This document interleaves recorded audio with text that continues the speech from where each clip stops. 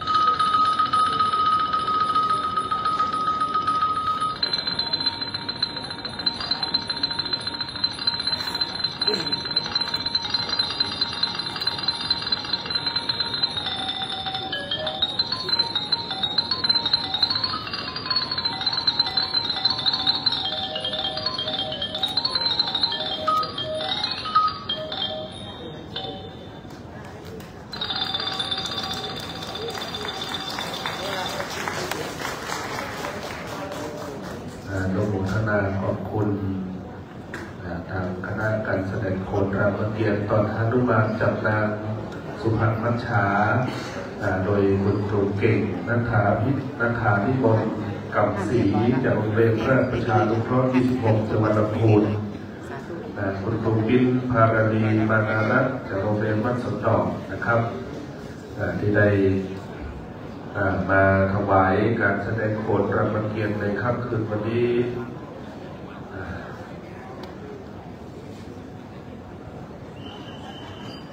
เดี๋ยวสักครู่นึงนะครับขออนุญาตจัดสถานที่เพิ่มเติมเนื่องจากคืนนี้ทางคณะเจ้าภาพมี3คณะด้วยกันซึ่งก็มีคณะของเจ้าจากหลวงพ่อพระครูสมุทรกิจดาพระพัสโรหลวงพ่อเจ้าวาดวัดโบกต้นร้อยพร้อมด้วยคณะสังฆาวัดโบกต้นร้อยแล้วก็มีคณะที่2ของท่านครูเลิศบูรณุปกรณ์พร้อมครอบครัวและเครือญาติคณะที่3คณะชมรมกำนันผู้ใหญ่บ้านตำบลท่าศาลาซึ่งกระทรวงก็ประกาศส่งพบพรหมพิไทยประกาศตำบลท่าศาลาพร้อมด้วยด้านผู้ใหญ่บ้าน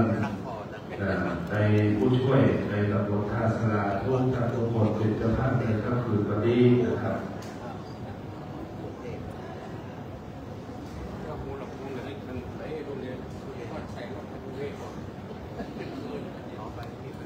ครับในแป๊บเดียวนะ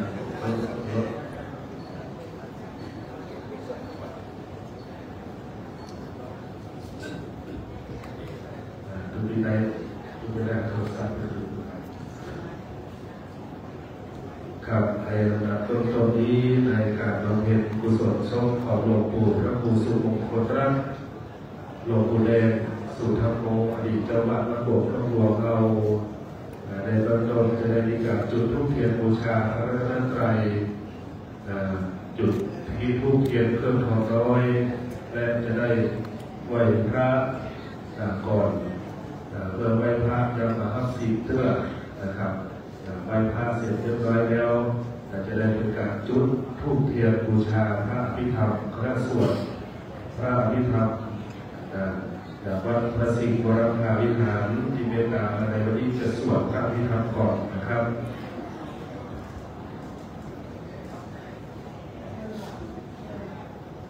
ตอนนี้ได้เวลาพอสมควรแล้วก็จะเริ่มประกอบพิธีทางศาสนาในเบื้องต้นของการอาราธนา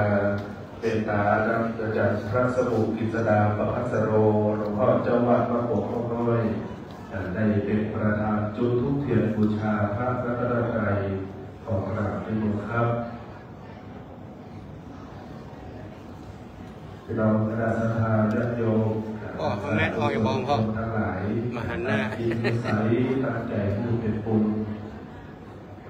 ระลึกในคุณของพระรัตนตรัยคุณพระพุทธคุณพระธรรมคุณพระสงฆ์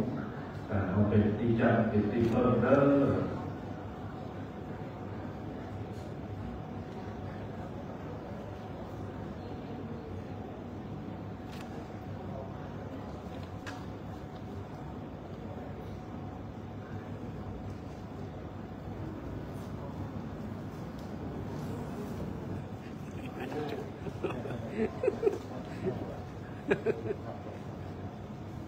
ต่อไปเจริญพรคุณบุญเลิศบูรณุปกรณ์ได้เข้าร้องจุดธูปเทียนเครื่องทองน้อยบูชาคุณของหลวงปู่พระครูสุมงคลรัตน์ที่หน้าหิ้งโซ่ของหลวงปู่นะครับ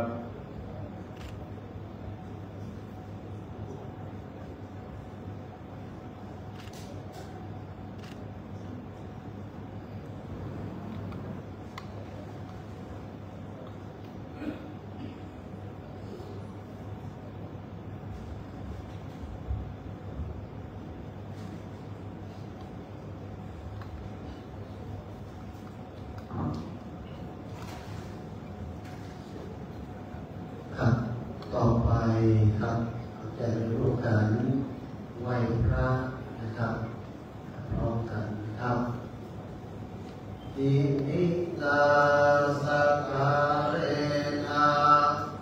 พุทธังอภิปูชยามะอิมินาสการเณธัมมังอภิปูชยามะอิมินาสการเณ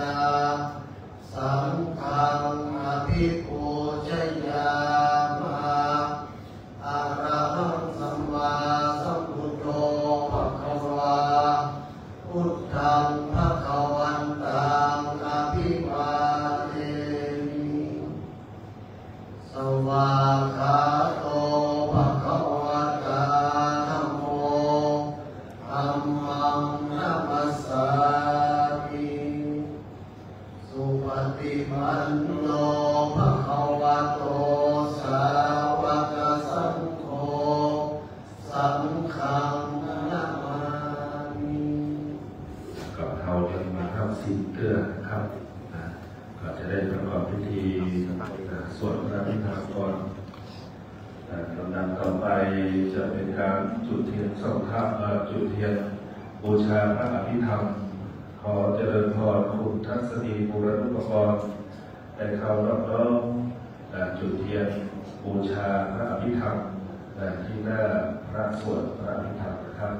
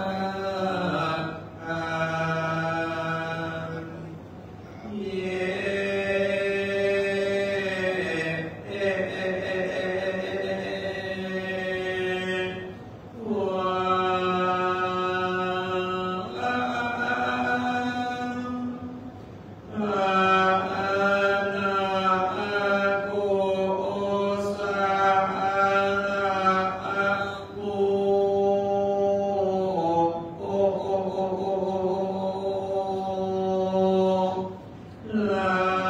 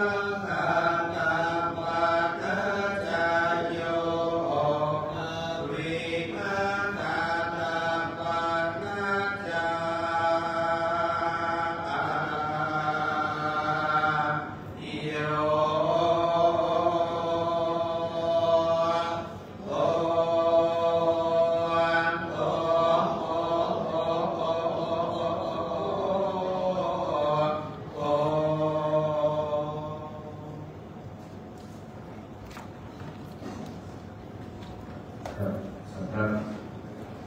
พิธีธรรมวัดพระศรีวรมหาวิหารได้เมตตาสวดพระพิธรรมเป็นธรรมรองหลวงถวายหลวงปู่ได้เสร็จสิ้นไปในลำดับต่อไปขอได้เจริญพรทางคณะท่านเจ้าภาพทั้งสามคณะสี่ท่านได้เข้ามาทอดผ้าไตรความสุขุมคณะพระสวดพิธรรมนะครับสี่ท่านแรกขอเจริญพรคุณเอ็มออนปุรรุปกรท่านที่สองคุณเกียวเรศปุรรุปกรท่านที่สามคุณอารีอุดมคิรีธรรมดงท่านที่สี่คุณสมจิตปุรรุปกรเข้าทอดผ้าไตรความสุขุมที่พระสงฆ์ส่วนพระอภิธรรมนะครับหลังจากที่ท่านในทอดพระไตรแล้วเจริญพรกับที่พระรองมือ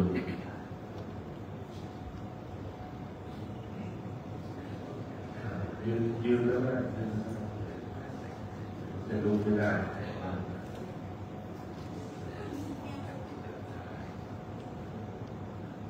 คณะที่สอง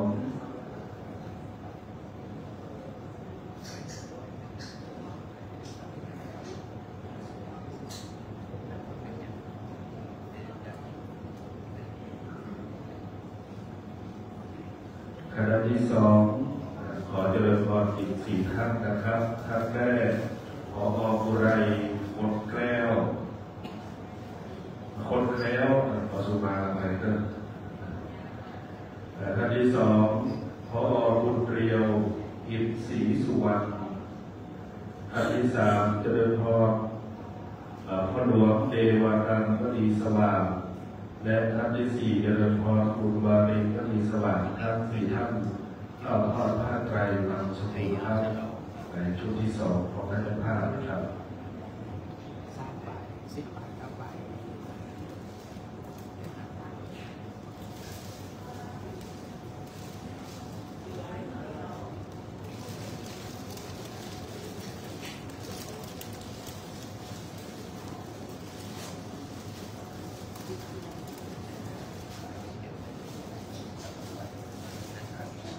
และชุดที่สามได้เดินทางทางโชว์รูมกับที่เดียบ้านตำบลท่าตลาดสี่ท่านนะครับท่านแรกเดินพรก็กำลังทรงพงษ์พรหมวิชัยก็กำลังตำบลท่าตลาดท่านที่สองพ่อหลวงท่านนักติดมหามีวันท่านผู้ใหญ่บ้านหมู่ที่หนึ่งท่านที่สามเดินพรพ่อหลวงอัครพลกันทมุงผู้ใหญ่บ้านหมู่สี่และท่านที่สี่เจริญพรพ่อหลวงวรพลสุวรรณลบผู้ใหญ่บ้านหมู่ห้าเจริญพรทั้งสี่ท่านเข้าน้อมทอดผ้าไตรความสุขุมครับ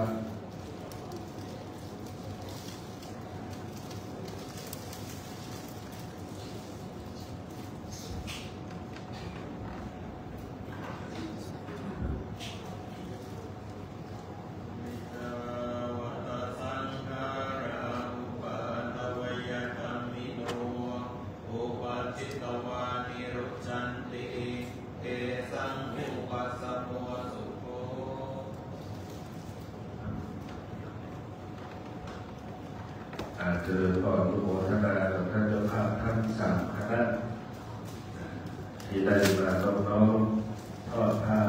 ไตรความสุขุมในวันนี้เจ้าหน้าที่จะได้จะเรียนจะถูกปัจจัยในทางและจะได้เรียนเชิญ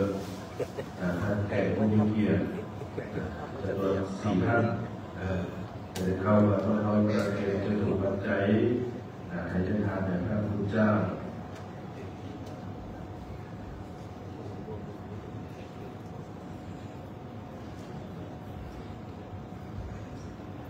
เราถวายจตุปัจจัยแด่พระพุทธเจ้าส่วนพระธรรม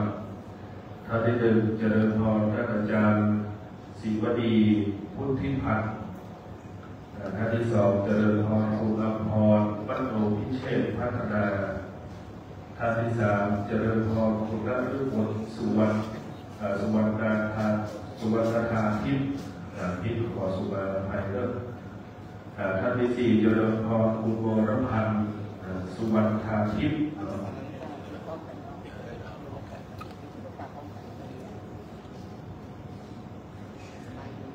เราประเคนแล้วกับที่เราเดินน้ำน้ำอยากอยู่ที่ใต้โต๊ะสังฆทานกลับไปรับกลับไปที่รับรองเดินได้นะครับประเคนเลย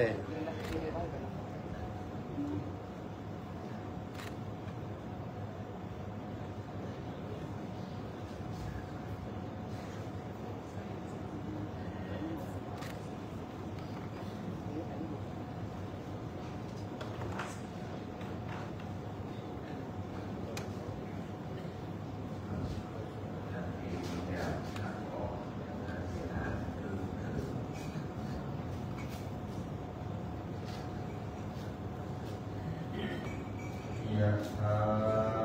ภริวหาปุราปริปุเรนติสาครัง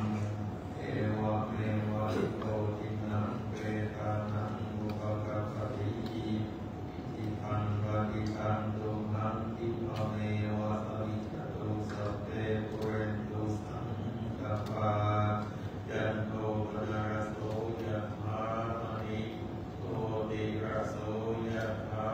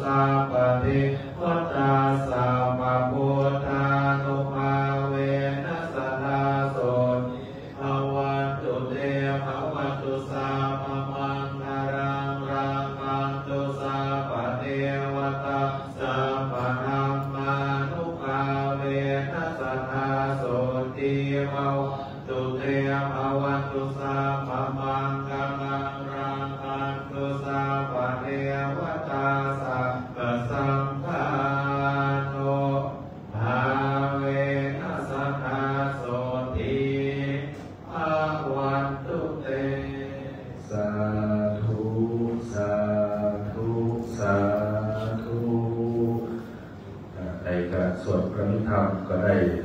สำเร็จเสร็จสิ้นไปในคณะสงฆ์ตำบลท่าสลาหนองพระข้ามราชทานวัดโป่งห้องรวมขอกราบขอบพระคุณในเสตาพระสมเด็จโดยเทระครูบาอาจารย์สำนักสวดพระสิงห์วรมหาวิหารที่ได้เมตตาสวดพระพิธรรมธรรมหลวงในค่ำคืนวันนี้ถวายแด่หลวงปู่นะครับ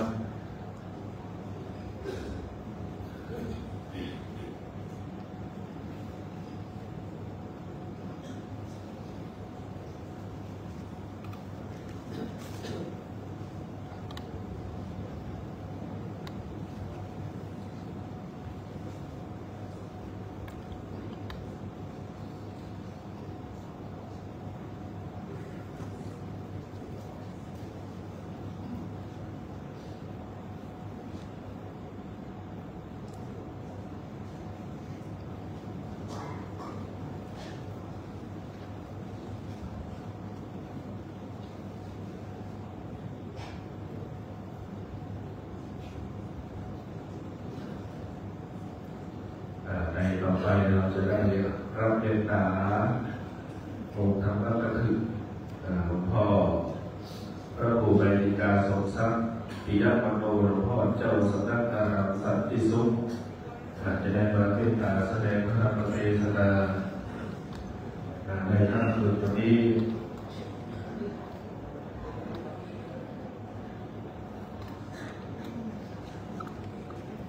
นายจะโยมก็พักพิจารณาพิธีกรรมพิธีการจะได้เสร็จสิ้นนะครับ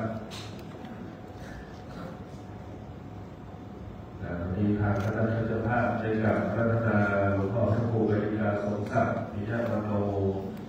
เจ้าสำนักอารามสันติสุขได้แต่เข้าได้รับเมตตาแสดงพระธรรมเทศนาในค่ำคืนวันนี้นะครับ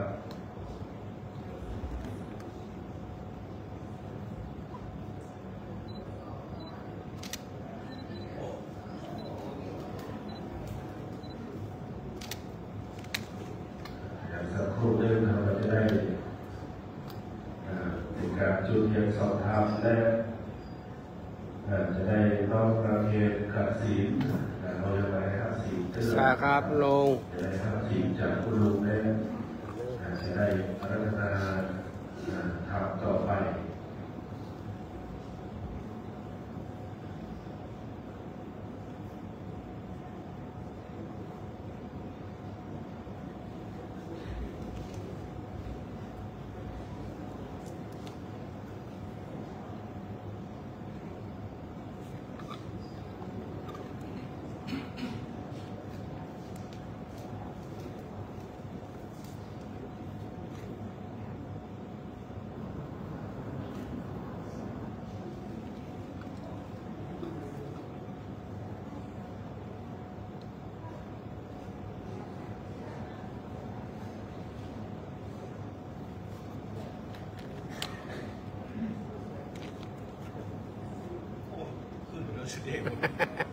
สูงหน่อย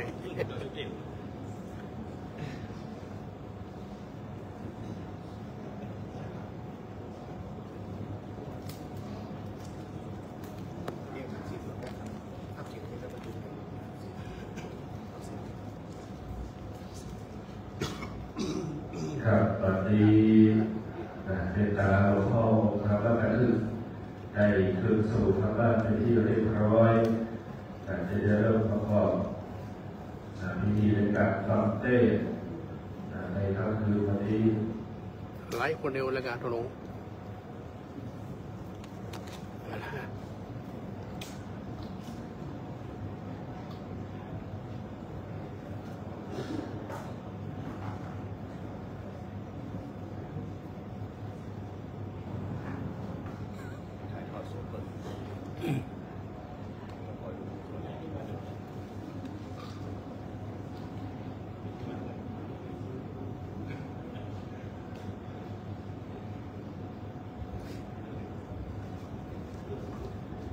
เราเวลาครับเดียวนะครับ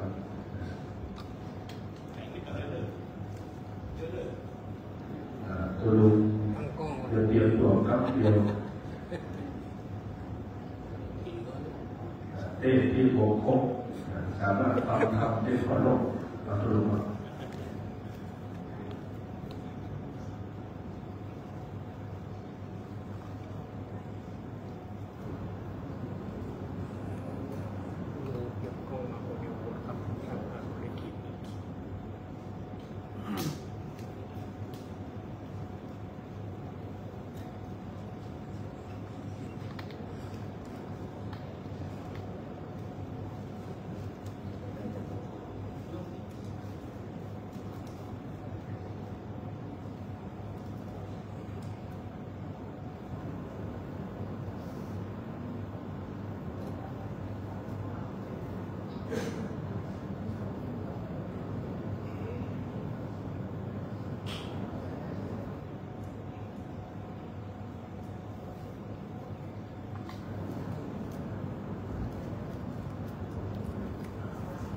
ตอนนี้พร้อมแล้วนะครับในเบื้องต้นจะเป็นการจุดเทียนสองทางขอ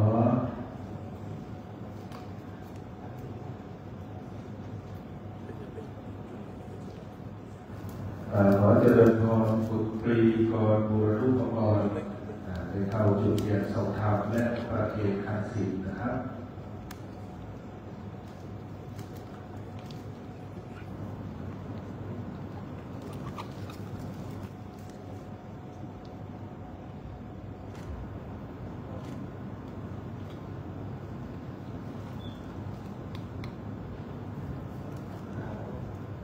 บุตรีกรประเคนขันธ์ศีลนะครับที่เราเดินนะครับก็จะได้รับสมถะพระบิดาศีลและจะได้รับการทำต่อไปครับ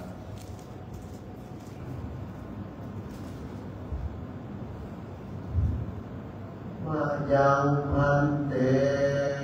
ติสารเนนะสหปัญจศีลานิยาจามาทุติยัมปิมายังพันเตติสารเนนะสหปัญจศีลานิยาจามาตติยัมปิมายังพันเตติสารเนนะสหปัญจศีลานิยาจามานะโมตัสสะภะคะวะโตอะแม่ดี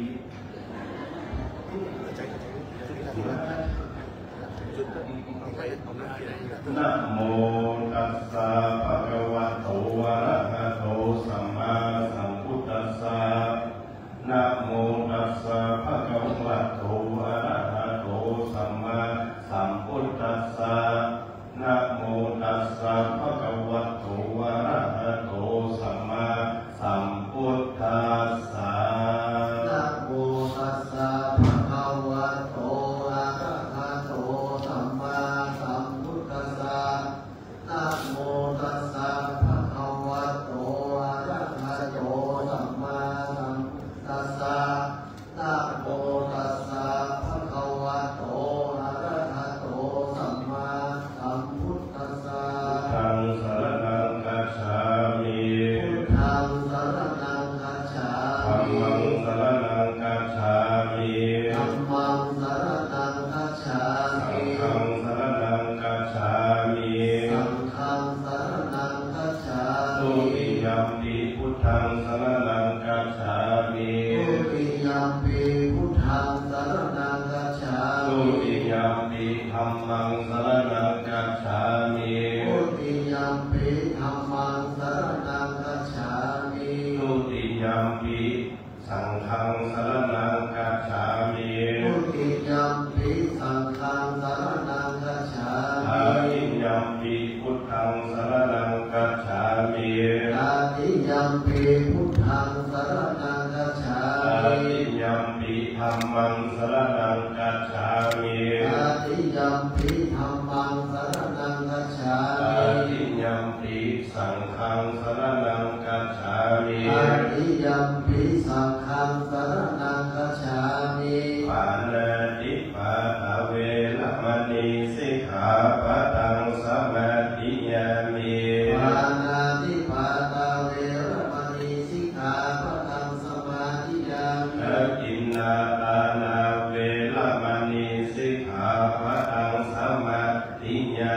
มิอาทินนาทานาเวรมณีสิกขาปะทังสมาธิยามิกาเมสุมิชาจาราเวรมณีสิกขาปะทังสมาธิยามิกาเมสุมิชาจาราเวรมณีสิกขาปะทังสมาธิยามิสาวาตาเวรมณีสิกขาปะทังสมาธิยามิ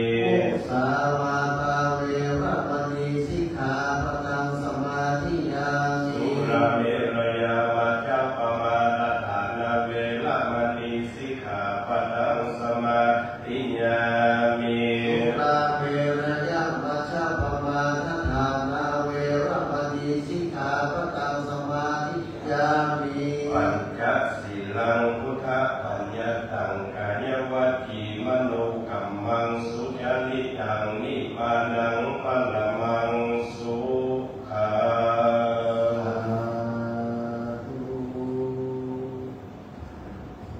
ได้อย่างหรอสาธุ กินมาได้ก็ครับตัวลูกกินมาได้ก็นิพพานังเยนะกะลังธัมมังเยนะกะลังสัยยังปันติโตตันโนมะขังทิสิโตธัมมะพุทธมังธัมมะเตสิตังอนุธัมมิมังวัจจังอารัตนังทัตโตมา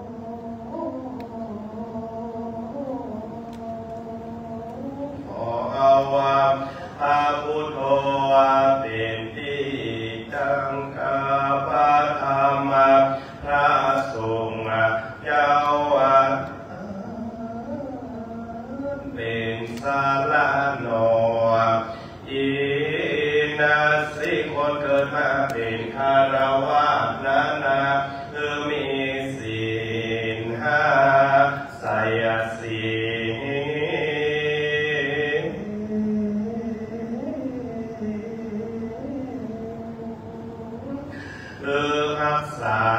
ดีอย่าได้ดังคอยและการคงอย่าได้มีหัวคน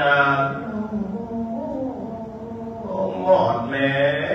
งใจสัจจะและศีลนั้นก็ล้วนแล้วว่าอยู่ในอาจารย์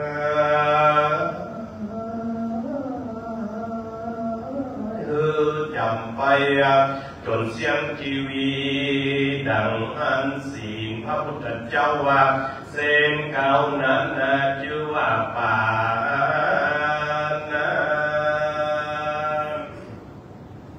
ป่าว่าป่าบัวป่าร้องละกุ้งเมียวป่า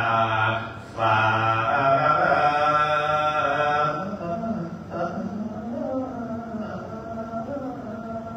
สัตติมีวิญญาณบักวันบุติและไล่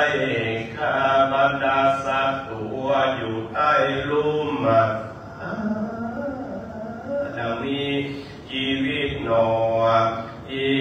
นาสิบังไลกองถูกจ้องเขียนนาตี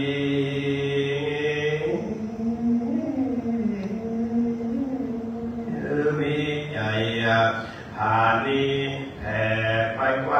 างอย่าได้อยู่จิบอยู่สุ่มพกยิงขวางหนอนยิงฟานปักคืนใส่แห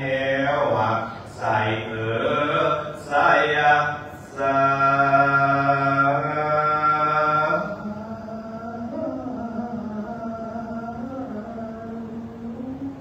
ใส่เต็มของกันมาก็คนเขียนน้อยเป็นดีเอ็นดูปัจจัยได้วิตวิ่งห้อยอยู่ไปมาต่อแห่สุ่มพอมาตั้งซ้อมแหลกงบมาป่า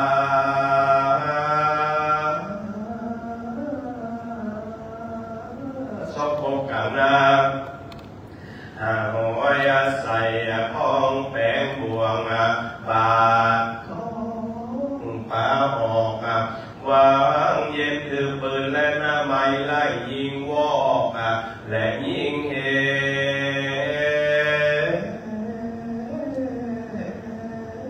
กระทำอยู่ที่ดงเย็นโอกยิงเสือโค้งและเสือแผ่วสัตว์อันใดก่อนจะได้ฆ่าเขาเมียนจ้าจีวา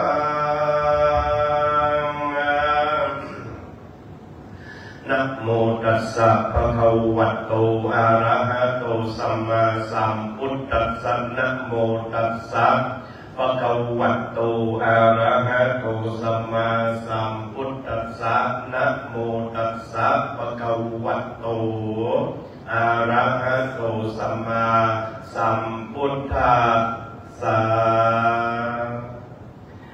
มิตตังสาธุรูปานังกตัญญูกตเว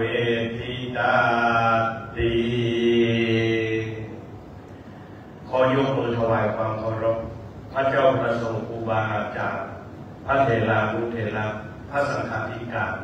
พระภิกษุสามเณรเพื่อนสาธรรมิกทุกคนทุกท่านด้วยความเคารพขอเจริญพรกับพ่อสถานพี่น้องท่านผู้มีเกียรติทั้งหลายตั้งแต่ท่านกำนันผู้ใหญ่บ้านผู้นำชุมชนผู้นำหมู่บ้านอดีตท่านนายกบุญเลิศบุรณุปกรณ์ลุงรู้จักกันขึ้นมานี่ได้เป็น30 ปีกับท่านนายกเลิศได้หันเมืองนอกครั้งแรกของพ่อท่านคนพาทุกเจ้าไป60 กว่าตนลูกเป็นคนนอกเขตแต่มีโอกาสไปโดยพ่อแหลมแดงมันถึงได้ไปถ้าแดงขอไปพี่น้องทั้งหลายได้หันเมืองนอกเมืองนาก่อนย้อนวันนี้คนมานั่งเป็นประธานไม่ได้พาประธานเกือบประธานตัวนักแก่10 ปีไปแล้วพี่น้องทั้งหลายวันนี้วันนึกเลยไม่เข้ามาปาใส่ต้นวันนี้ก็มานั่งเป็นประธานเรื่องกับอีพ่ออีแม่เขาพระเจ้าประสงค์ของตัวเองวันนี้พี่น้องทั้งหลายพระเจ้าประสงค์มาจากทุกตนทุกองค์ตลอดท่านผู้มีเกียรติทั้งหลายอันมีท่านสมุทรอิสดาพระพัสโรท่านเจ้าว่าพระบอกพกน้อยพี่น้องทั้งหลายคนมาเป็นเจ้าภาพโดยท่านอาจารย์เนาะที่ไหนซ้อมมันจะมาใช่มาเป็นเจ้าภาพกระจายได้อย่างสุดตรงนี้ขึ้นตามกันเลยพี่น้องทั้งหลายทุกเจ้าเหมือนกันห้ามกันเอาไว้จะเป็นตัดก้อนสินเปลี่ยนก็ทุกปีว่าแล้วทุกน้องว่าแล้วมันต้องเถียงกันตัดก้อนสินเปลี่ยนได้อย่างของเราคนเราแค่ขายเงินก็เข้าเวียงมาแน่นำเข้าของเงินทองวัตถุสิ่งทรัพย์ตายแล้วมาได้เนื้อเห่าล่าสุดตุลุงเข้าปัญญาถ้าเราฟังของเราชีวิตของเราปั้นไปสุดกันชีวิตปัจจัยอย่าไปทวนสั้นจิตใจสู้ความเย็นนักอยู่กินทำบุญสุดท้ายเป็นคนมีน้ำใจที่ท่านดีครับอย่างที่เสียงท่านชิงดีอยู่เพื่อให้ดีความสามัคคีมันดีนะเจ้ารวมกันเราอยู่แยกหมู่เราตายรวมกันวุ่นวายแยกเป็นหลายคนเดียวแบ่งพวกเสียความรักถ้าแบ่งพรรคเสียความสามัคคีถ้าแบ่งพวกแบ่งพรรคเสียทั้งความรักและความสามัคคีมันคนเราอยู่ด้วยกันพี่น้องทั้งหลายวันนี้พระเจ้าประสงค์ทุกคนทุกองค์ทุกรู้นะว่าเคยหันหน้าหันตาพี่น้องทั้งหลายพร้อมกับท่านบุญเลิศบุรณุปกรณ์พร้อมกับครอบครัวและเครือญาติแล้วก็ชมรมกำนันผู้ใหญ่บ้านตำบลทัศลาแต่ก็แบ่งกันเป็นครอบในพี่น้องทั้งหลายเป็นอย่างไรเขาเรียนมาบอกท่านบุญเลิศรู้มากเลยมากเขามาแก่เดียวเว้ยชูนี่มันแก่เข้ามาว่าเล่นแต่เวลาจะไปเครียดตู้ลุงเป็นพระเจ้าก็เครียดตู้พี่ตู้น้องมาการที่โมตู้ลุงไหนคนไรตู้ลุงเป็นอย่างนี้เนี่ย72นะไปใหญ่เขารู้ว่า30ไปแล้วไม่เครียดแล้วตู้ลุงนั่งคู่กับคุณวิลเลียมที่มาจากอเมริกาตะกี้แต่คนนั้นที่เราทำอะไรไม่บอกก็เริ่มตัว16อ่ะนี่เราทั้งหลายวันนี้เราทำบุญสุนทรไปถึงตู้ลุงแดงพี่น้องตู้ลุงแดงเป็นเจ้าป่าโอ้ตู้ลุงแดงนี่พาตู้ลุงเริ่มโดยเฉพาะบ้านโป่งนี่ตู้ลุงมาเด็กมาอุ้มมาจากที่นี่เลยได้พากับเพื่อนวันนี้ก็จากไปอย่างนี้มันพลิกมาบอกนะพี่น้องทั้งหลายกายกับมังวันดีกับมังมั่นโลกับมังด้วยกายด้วยวาจาด้วยจิตใจนี่ข้าพเจ้าได้ร่วมเกินตู้ลุงแดงสมัยเมื่อมีชีวิตจิตใจเดี๋ยวนี้กลายเป็นปีนี้เป็นเพื่อนสิ่งที่เลยรับมาลูกสาวขอสุมาให้กินชัดลงมีการผลลุงโดยอายุลูกหลวงพ่อพี่น้อง94แต่เพื่อนเป็นเทศอายุ91แม่ที่กลับบุญกันเขาได้หวยกันแล้วอ่ะเขาได้หวยกันแต่เอาห้องประเทศได้นะห้องไม่ยอมห้องแบบไม่มาเดี๋ยวไม่ได้ห้องหรอกเราวันที่ทำโมแล้ววันนี้6 ตัวก็เรือส่งโดยสอดไปสอดมาจะทำคุณเราวันที่1ต้องได้ทำได้ทีละลูกโรงแรมหรือหลวงพ่อน่าจะพระครูสุโมงคนรับอายุ94 ภาษา50ถ้าพูดถึงอายุที่มันแก่เลยตรงแต่ภาษามันลงเหลือตรงเป็นน้องอะไรแต่เขาลดกันถือทุกไว้ได้โอ้แต่ทุกเราทุกปีเขาเดียวเข้ามายก กไปหมดที่เรามีรูปไว้เอาเทียนเปิดเทียนเอาเปิดเอาอันนั้นคือความสุขที่แท้จริงของมนุษย์บ้านเกิดมาจากนี้อย่าไปสร้างบาปสร้างกรรมผู้มีศีลธรรมประจำเดือนเจ้ามันทำความดี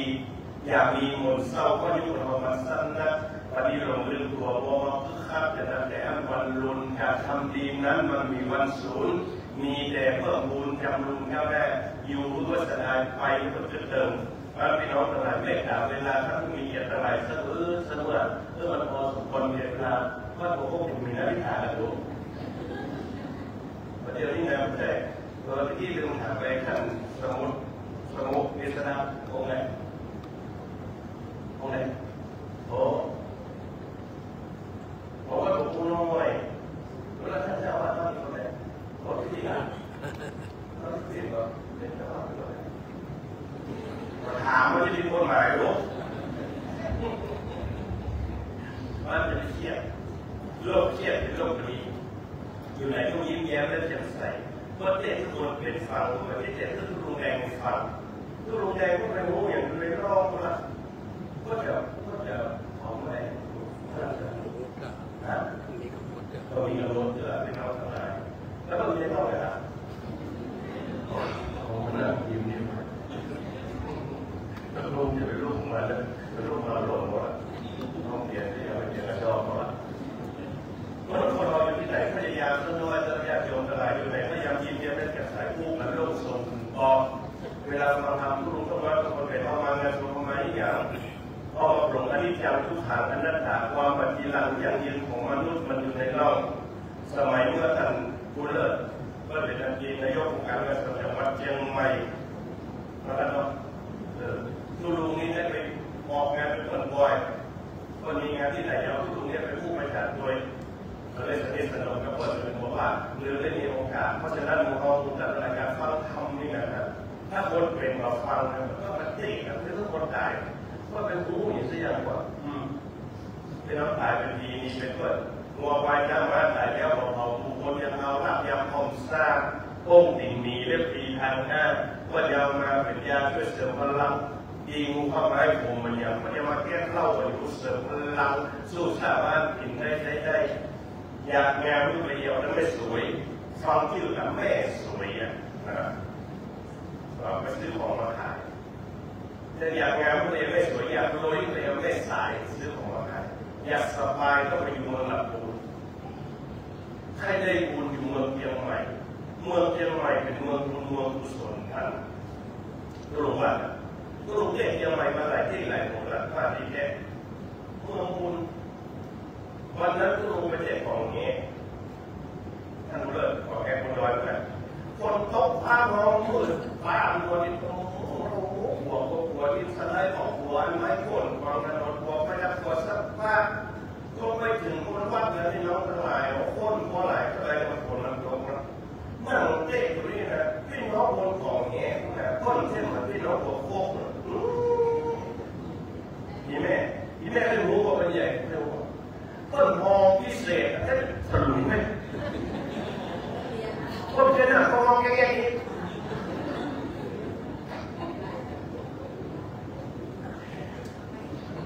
นี่สุริยะนะเนี่ยคุณนี่สุริยะนะเหมือนพวกมันน่ะพวกมันเป็นยังไงที่เราเนี่ยคนว่าอยากงานเลยไม่สวยอยากรวยเลยไม่ใส่สบายอยู่เมืองลำพูนใครได้บุญอยู่เมืองเชียงใหม่ใครเป็นใหญ่ก็ไปอยู่เมืองลำปางนี่สาวงามสาวแก้มมุมมันเนี่ยมุมเชียงไฮ้ถ้ามึงขี้ไอ้แต่เยาถ้ามึงขี้เมาโบโคหลวงไม่กลับนั่นแต่ว่าสมองเอาอีกด้วยนี่นะหนังหลวงมันอีกอย่างว่าที่หลวงอย่างเขาวัดงูหนุ่มชุดขาวแต่งูอย่างงูพี่น้องอะไรงูอ้องกินไก่ทอดติดบ้านเพราะทำให้น้อยมึงนั่นจะมา3 วันก็มาทุรุแรงตายแล้วโอ้ยมาเลยมาเข้าบ้านเลยกินน้ำก็ไปผมปิ้งเลยนะเขาบอกมึงอายจะเขาเอาเจ้าคนเดียวมาแล้วทั้งวันแบบตัดแขนไปด้วยมึงมันเดียวแค่คุณแต่ใส่เข้าพวกคุณเข้าใส่แกงน้ำห้องแดงๆมากกว่าเข้าเล่นริมมีเลิกจะบอกผู้ฟังมาใช่ว่าปวดถ้า ดูเลยแค่ริมก็มีเนี่ยหมู่บ้านแบบนี้เป็นริมก็เป็นหมู่บ้านหม้อต่อไปเป็นหม้อเติมปากเนี่ยแค่ไหนครับเอาอีพวกนี้เขาคุณว่าคนนั้นถ้าผู้มีเกียรติหลายทุกคนทุกท่านแล้วคนว่าคนมางานศพนี่นะมันเล่นมากเหมือนกันการสร้างบุญสร้างกุศลนะอีก็เนี่ยพูดคนแรกไปมันถึงหนักอยู่ว่านะก็ลงนี่อย่างนั้นน้องจะทำบุญก็ลงนะก็ลงกันมีสแกนก่อนมีเลยมันนึกว่าเขาแบบเล่นะเขาเปิดวันนี้มันมองเลยเขาเยอะเลยแล้วตามมาเนี่ยโทรศัพท์เล็กหมดโอ้โหจะบอกว่าจะถามนี่ใหญ่อยู่เนี่ยบ้านเมืองเดี๋ยวนี้มันทันสมัยจะไปทางไหนมี400 หน่วยแต่คนจะหลังไปในคนย่อยบ้านกันเดียวหน่วยเต่าลมปีถามมันจะคือไอ้อีบ่อครับอีเนี่ยเล่ากันซ้นๆจะเป็นแบบคนเดียวดินมาสมัยนี้นอนรับทุกหินเขาจะมีเครื่องบินไปไหนก็ได้ตู้ลงถ่ายยูทูบนะครับยูทูบของตู้ลงไม่ใช่ตัวนะเห็นไหมดังทั่วโลกแต่ว่าผมกำลังไปฟังรู้เรื่องของตัวเมืองที่เราถามฉะนั้นคนเราเวลาเราฟังทำไปจะต้องถ้าคนเป็นโดยเฉพาะถ้าคนเป็นเราฟังไม่เก็บไปฟังแนวว่าคนมางานศพต้องโปร่งนั้นนิจังทุกขังนั้นนั่นด้วยกันเนี่ยผมว่าเราถ่ายจากการผมว่าเอาผมว่าภาษาตาผู้เย้าภาษาตาเขาบอกเรียนเสร็จกันที่อย่างอยู่ด้วยกันเนี่ยแต่อย่างนั้นมันหลับเหลือที่เสร็จร้อยเปิดคนอื่นมันก็ผ่านเลยพอเราเลิกแต่ตัวเนี่ยพยาบาลผมว่าเราไปจากนั้นเราไม่รู้ภาษาตาผู้เย้าภาษาตาเราเลือกไปโดนได้หมดคุณนั่งแล้วถูกไหมน้องมีหลายอย่างเอามันคนเดียวแล้วก็มันก็ซุกมันเกิดขึ้นที่ใจแล้วดูอยู่ไปเที่ยวว่าสาว8 ปีนั่นนะไปเที่ยวเมืองพาก่อนอะไรว่าอย่างไรเรื่องไปสนใจคำพูดมันเสน่ห์อยู่ที่ปากเสน่ห์อยู่ที่ปากพูดมันทำอย่างนั้นอย่างนั้นพูดมันจะคำเดียวได้เนี่ยเมื่อเป็นดีเหมือนมีกันแหนเหมือนมีกันห้าคนเดียวเวลาเขาคอยจ้าไปจ้ามาได้เดี๋ยวพี่น้องเคยเดียวกันเป็นบ้านยามลูกมีไปตัวยามรวยตัวพวกเป็นพวกไปอะไรมีกับขุนมุนเนี่ยเพราะฉะนั้นคนเราเวลาฟังธรรมเสียต้องมองคนเป็นนี่เนาะเพราะพระเจ้าสอนเทศคือคนเป็นฟังท่านคนตายคือเจ้าเพียงของชีวิตแต่เวลาฟังรู้เขารู้เรารู้เขารู้ทันรู้กันรู้แก้รู้แพ้รู้ชนะรู้ละรู้อภัยรู้ใจรู้สังคมมาเมื่อเดียวนี้มาการสมัยจะไปทางไหนมีรอน้อยแต่ก่อนจะลาไปไหนก็จ้อยพักกันเดียวโดยต่อโลกปีตามบรรดาเล่ากันสดๆเรื่องนี้มาคนเดียวเองมาสมัยนี้นอนรับลูกขี่รถขี่เครื่องบินไปไหนก็ได้ที่มดเจ้าสมัยก่อนที่น้องทั้งหลายคนไปพันดูท่านเลิกสมัยก่อนก็จะสวยดอกอีเนี่ยตอนนี้ของผู้เลิกนะแต่ไม่ได้เป็นผู้รู้เรื่องแล้วก็เลิกสวยแล้วไม่ได้ที่มดเจ้าเด็กที่มดเจ้าเด็กเดี๋ยวใช่หรอฮัลโหลลงครับนั่นเองลุงมีมุกี้มุนอ่ะนั่นเองลุงมันจะบ้าแล้วที่ท่านเคยบ้าลุงไหมลุงนี่อะไรนี่อย่างมาเอาการคุยอยู่พี่น้องแต่ไหนความสุขแต่ทันสมัยบางสิ่งจะเป็นเรื่องของเก่าเป็นเมาของใหม่บ้านเมืองเดี๋ยวนี้มันทันสมัยไม่ได้มี400 ไร่แต่ขนาดมันนี่เรื่องของเก่าเดี๋ยวนี้คนเราเนี่ยพี่น้องทั้งหลายผมบอกว่าผมย้ำเรื่อยๆนะถ้ายุ่งเราแตกแยกความสามัคคีสังเกตง่ายๆเลยประเพณีเราจะหายไปจริงๆนะศาสนาพูดเราอยู่ได้เพราะประเพณีเลยบอกทุกท่านเนี่ยพี่น้องเข้าภาษาออกภาษาเดือน4 เดือนเถียงเดือนนี้เกี่ยวกับว่ากันไปปีใหม่เมืองงานพี่น้องเนาะหวยสลากการส่งน้ำพระธาตุการงานบวชการงานเด็กเนี่ยผมว่าอันนี้คือความสามัคคีทำศาสนาเราอยู่ได้เพราะเขาเนี่ยเขาจะทำที่ดีเนี่ยเขาต้องให้พระสมณะสิเพื่อทุกความสามัคคีแต่พอครูที่บอกว่าจบดีเลยนะเนี่ยไปเลยไอ้ยังพวกปากกันสัพพะสัพพันธ์มันคนเดียวพี่น้องกับพี่นี่เขาจากไงพี่นี่แล้วพี่น้องทั้งหลายครูเอาทั้งหลายนะมันไม่ว่าคือแต่ประเทศเราสังเกตเลยตอนเข้าไปฟังการเผาที่มันก็มี ถ้าเขาจะเอาอย่างมาสมัครกันนักชุมนุมสามัคคีเพราะมันได้เกิดเรื่องศาสนาไม่เกิดความแตกแยกกันไปดีกันนั่นมันมีเรามันต้องรักษาศิลปะวัฒนธรรมของที่นี่วันรุ่งของไทยแต่โบราณบุกบ้านคุ้มเรือนสร้างเยี่ยวเสียเลือดเสียเนื้อไม่ใช่เขาหน้าที่พวกเรารักษาสืบไปลูกหลานในโรงไทยแต่จะได้มีพัฒนาอาศัยอนาคตจะต้องมีประเทศไทยอย่างไรไม่ยอมให้ผู้ใดมาทำลายหรือขู่ฆ่าล้างโคตรก็ไม่หวั่นจะสู้มันไม่หลบหนีหายสู้ตรงนี้สู้ที่นี่สู้จนตายจนเป็นคนสุดท้ายก็ยอมลงก็สอนออกมาเนี่ยแล้วก็ถ้าเราอยู่ตรงนั้นเราเที่ยวเที่ยวอย่างว่าแล้วก็เอาเป็นนายกมาหลักเราเอาแบบคนได้อู้หายนะอู้ฟังเขียนคนเขียนตอนนี้คนได้เขียนเรื่องเดียวหัวสอบว่าการสาวคนใดสิครับว่าแค่เอาหวานโง่ไปเที่ยวคนลุงใครๆจะชวนกันมาขายนะฮะเขาบังคับลุงเราใหญ่เราคนเร็วสู้ยิ่งใครนี่ถามผู้เรียนจะรู้ไหมอันนี้ขอต้องการแต่ก็รวมเราไม่เอาผู้เราหมดกันอะไรการรู้รักแต่การเสียก็ทำแล้วเราไม่มีหายเลยถ้าไปฟังคำของในตรงนี้ต้องประเทศอินเดียเกินนี้เลยของว่าเพราะฉะนั้นลุงบอกว่าทำมาเป็นเจ้าต้องนั่งต้องไปเอาสวรรค์นี่ผ่านเราแค่คอยแง่ผ่านขามุสูเพราะละที่มุสการที่แท้ที่นะสี่ข้อที่หนึ่งแล้วที่ว่าตาแม่อย่าดูรับไว้ที่เราสี่พุทธเจ้าให้พ่อผ่านขามุสูไม่ใช่ว่านั่นนี่แหละเสียงมันไม่ดีว่าดีเลยไปคุณมาเสียงมันอากาศมันเปลี่ยนแปลงมันว่าดีเลยแน่เราพิจารณาใน2 วันมาในงานวันเราตลาดไปเราจะเป็นมาที่นี่เราพูดเรื่องนั้น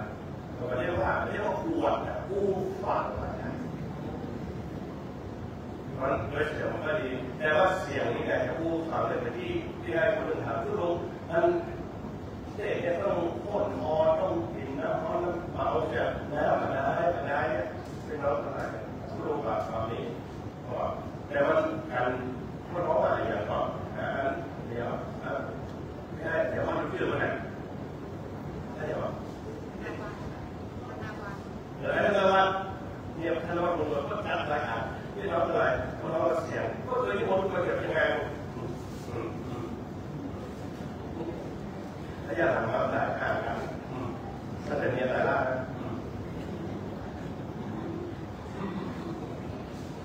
คือคนเราดีๆเราอะไรมันต้องรู้จักคนสั้นคนเราใส่กันมันรู้เนี่ยได้อย่างกันมันเหลือชีวิตมนุษย์ไม่บอกมันก็รู้ใส่กันที่เราเคยมีอึ่งเนี่ยมันก็จะหอกันเดียวว้าวใช่ว้าวก็ได้อึ่งเนี่ยมันจะทานแบบว้าวอย่างได้ไหมแม่เนาะถ้าถึงว่าก็รู้ถึงกันก็รู้ถึงว่าพอสมัยเลิกถ้ามึงมีกันอะไรบางคนเขาใส่ถุงบางคนเคยพาถุงมาดูคลิปดูลุงจะเป็นเราก็จะเป็นมึนคลิปเหมือนเดิมลุงบรรยายทำให้คนต่างชาติฟังนะท่านเลิกล่าสุดที่ไหนว่าภาษาแล้วที่ไหนบรรยายทำที่ประเทศสวิตเซอร์แลนด์นะว่าสมเด็จย่าศรีนครินทร์นะครบ37 ปีเนี่ยก็ยังเป็นท่านหลวงพ่อท่านเจ้าคุณพระศรีสุดาที่อยู่นี่เขาว่าเพื่อนเขาท่านเจ้าคุณพระศรีสุดาเป็นพยานท่านเป็นเหมือนโอ้ครูมีท่านพูดจำย่างทุลุงนั่นเลยก็แต่งเข้ามาทุกอย่างที่ดูอย่างนั้นเดียวขอสถานจำวันคนเมืองคนไทยฝรั่งบางชาติคนเราคนพม่าอย่างนี้นะเพราะว่าเนี่ยเราอะไรเดียวไปเอากับท่านพูดคำย่างไปหมดผมเลยคำย่างลุงนะลุงเดียวตั้งคนนั้นตั้งคนนี้มันม้วนเลยกูที่นั่งแล้วกูเข้าไปเขาจ้องเลยกูใส่มันม้วนแบบนี้ไม่ได้ถ้าเรานั่งที่เขามาเขาเกี่ยวกับลุงว่าชีวิตของเรามีอ่ะวางแผนอย่างลุงว่าสบายกายสบายใจจะเป็นรักษาสุขภาพอารมณ์พยาบาลมันหลับตาคนมีโรคแพ้เจ็บนั่นแหละคือลาภของเสริมลุงไม่ควรตัวนี่เรา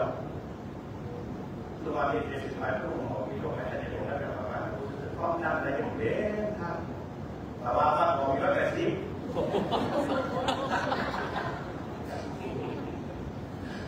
ที่เราไม่ได้อาหารเพราะว่าทุกคนเราอยู่ไหนพยายามจะไปเครียดลุงบอกว่าเนี่ยคุณหมอเลยแนะนำคุณหมอแนะนำเพื่อจับเอาไว้ครับเอาให้ได้ความสุขเสกตัวความสุขเสกตัวเลยอย่างที่ลุงว่านะมีเงินนักมีเงินนักนะก็พอดีพองามเพียงพอแล้วพอใจในสิ่งที่ตัวเองมีนั่นคือความสุขที่แท้จริงเมื่อมันยิ้มเมื่อมันแค่หัวเพิดแล้วครอบครัวเหมือนคนเส้นเดินให้หมอมันได้ครับให้หัวเรื่องกรรมอายุจะขึ้นมาอายุหนึ่งปีให้หัวกรรมอายุหนึ่งปีถ้าแต่ตู้เดียวเข้ามาถูกมาแต่ไหนแย่พ่ออีกทีตาตู้รู้ว่าเขารู้มันต้องรู้เลยนะพี่น้องอะไรมันต้องรู้นะตู้รู้มันแจ้งคนพูดอะไรแย่ขึ้นไปก็ได้ไม่ว่าขึ้นไปมันแจ้งคนมันจะมีที่นั่งได้ไงมันแจ้งตู้บอกว่าถ้ามันแจ้งตู้นี้ไอ้จะร้องนี่จะร้องเช้าแล้วมันแจ้งคนต้องลงไป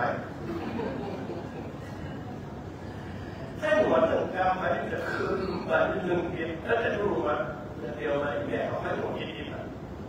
เดี๋ยว3 ปีที่หนึ่งมีเจ็ดวัน3 เจ็ด3 8ออกอันนั้นว่าจะมองอ่ะโอ้ยยังไม่ได้โอ้จะได้มาครับมาพร้อมกับนี้กันเนี่ยว่า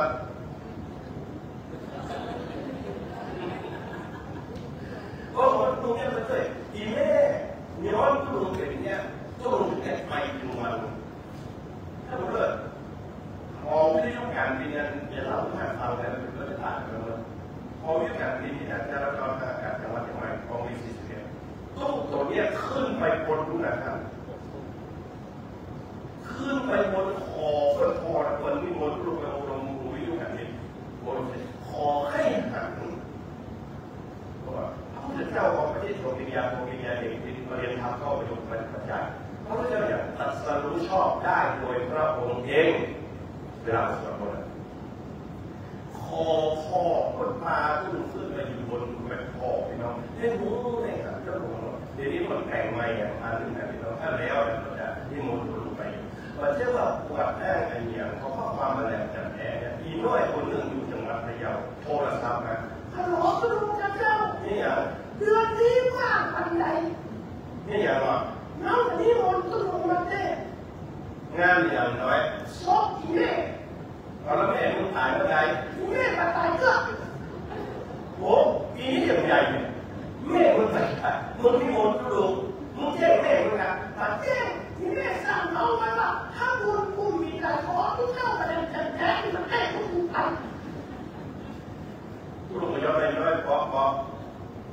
ดีแจ้งแม่ผู้กำเนิดเข้าเลยพี่ตามันดาประมาณอยู่ล้อเราคลอดจากพ่อในคำของหมู่พี่น้องเกิดพ่อเดียวกันจะไปทำพ่อแม่2 เท่ายิ่งผ่าอาหารเข้าหวานและเข้าออกมาจะตัดไว้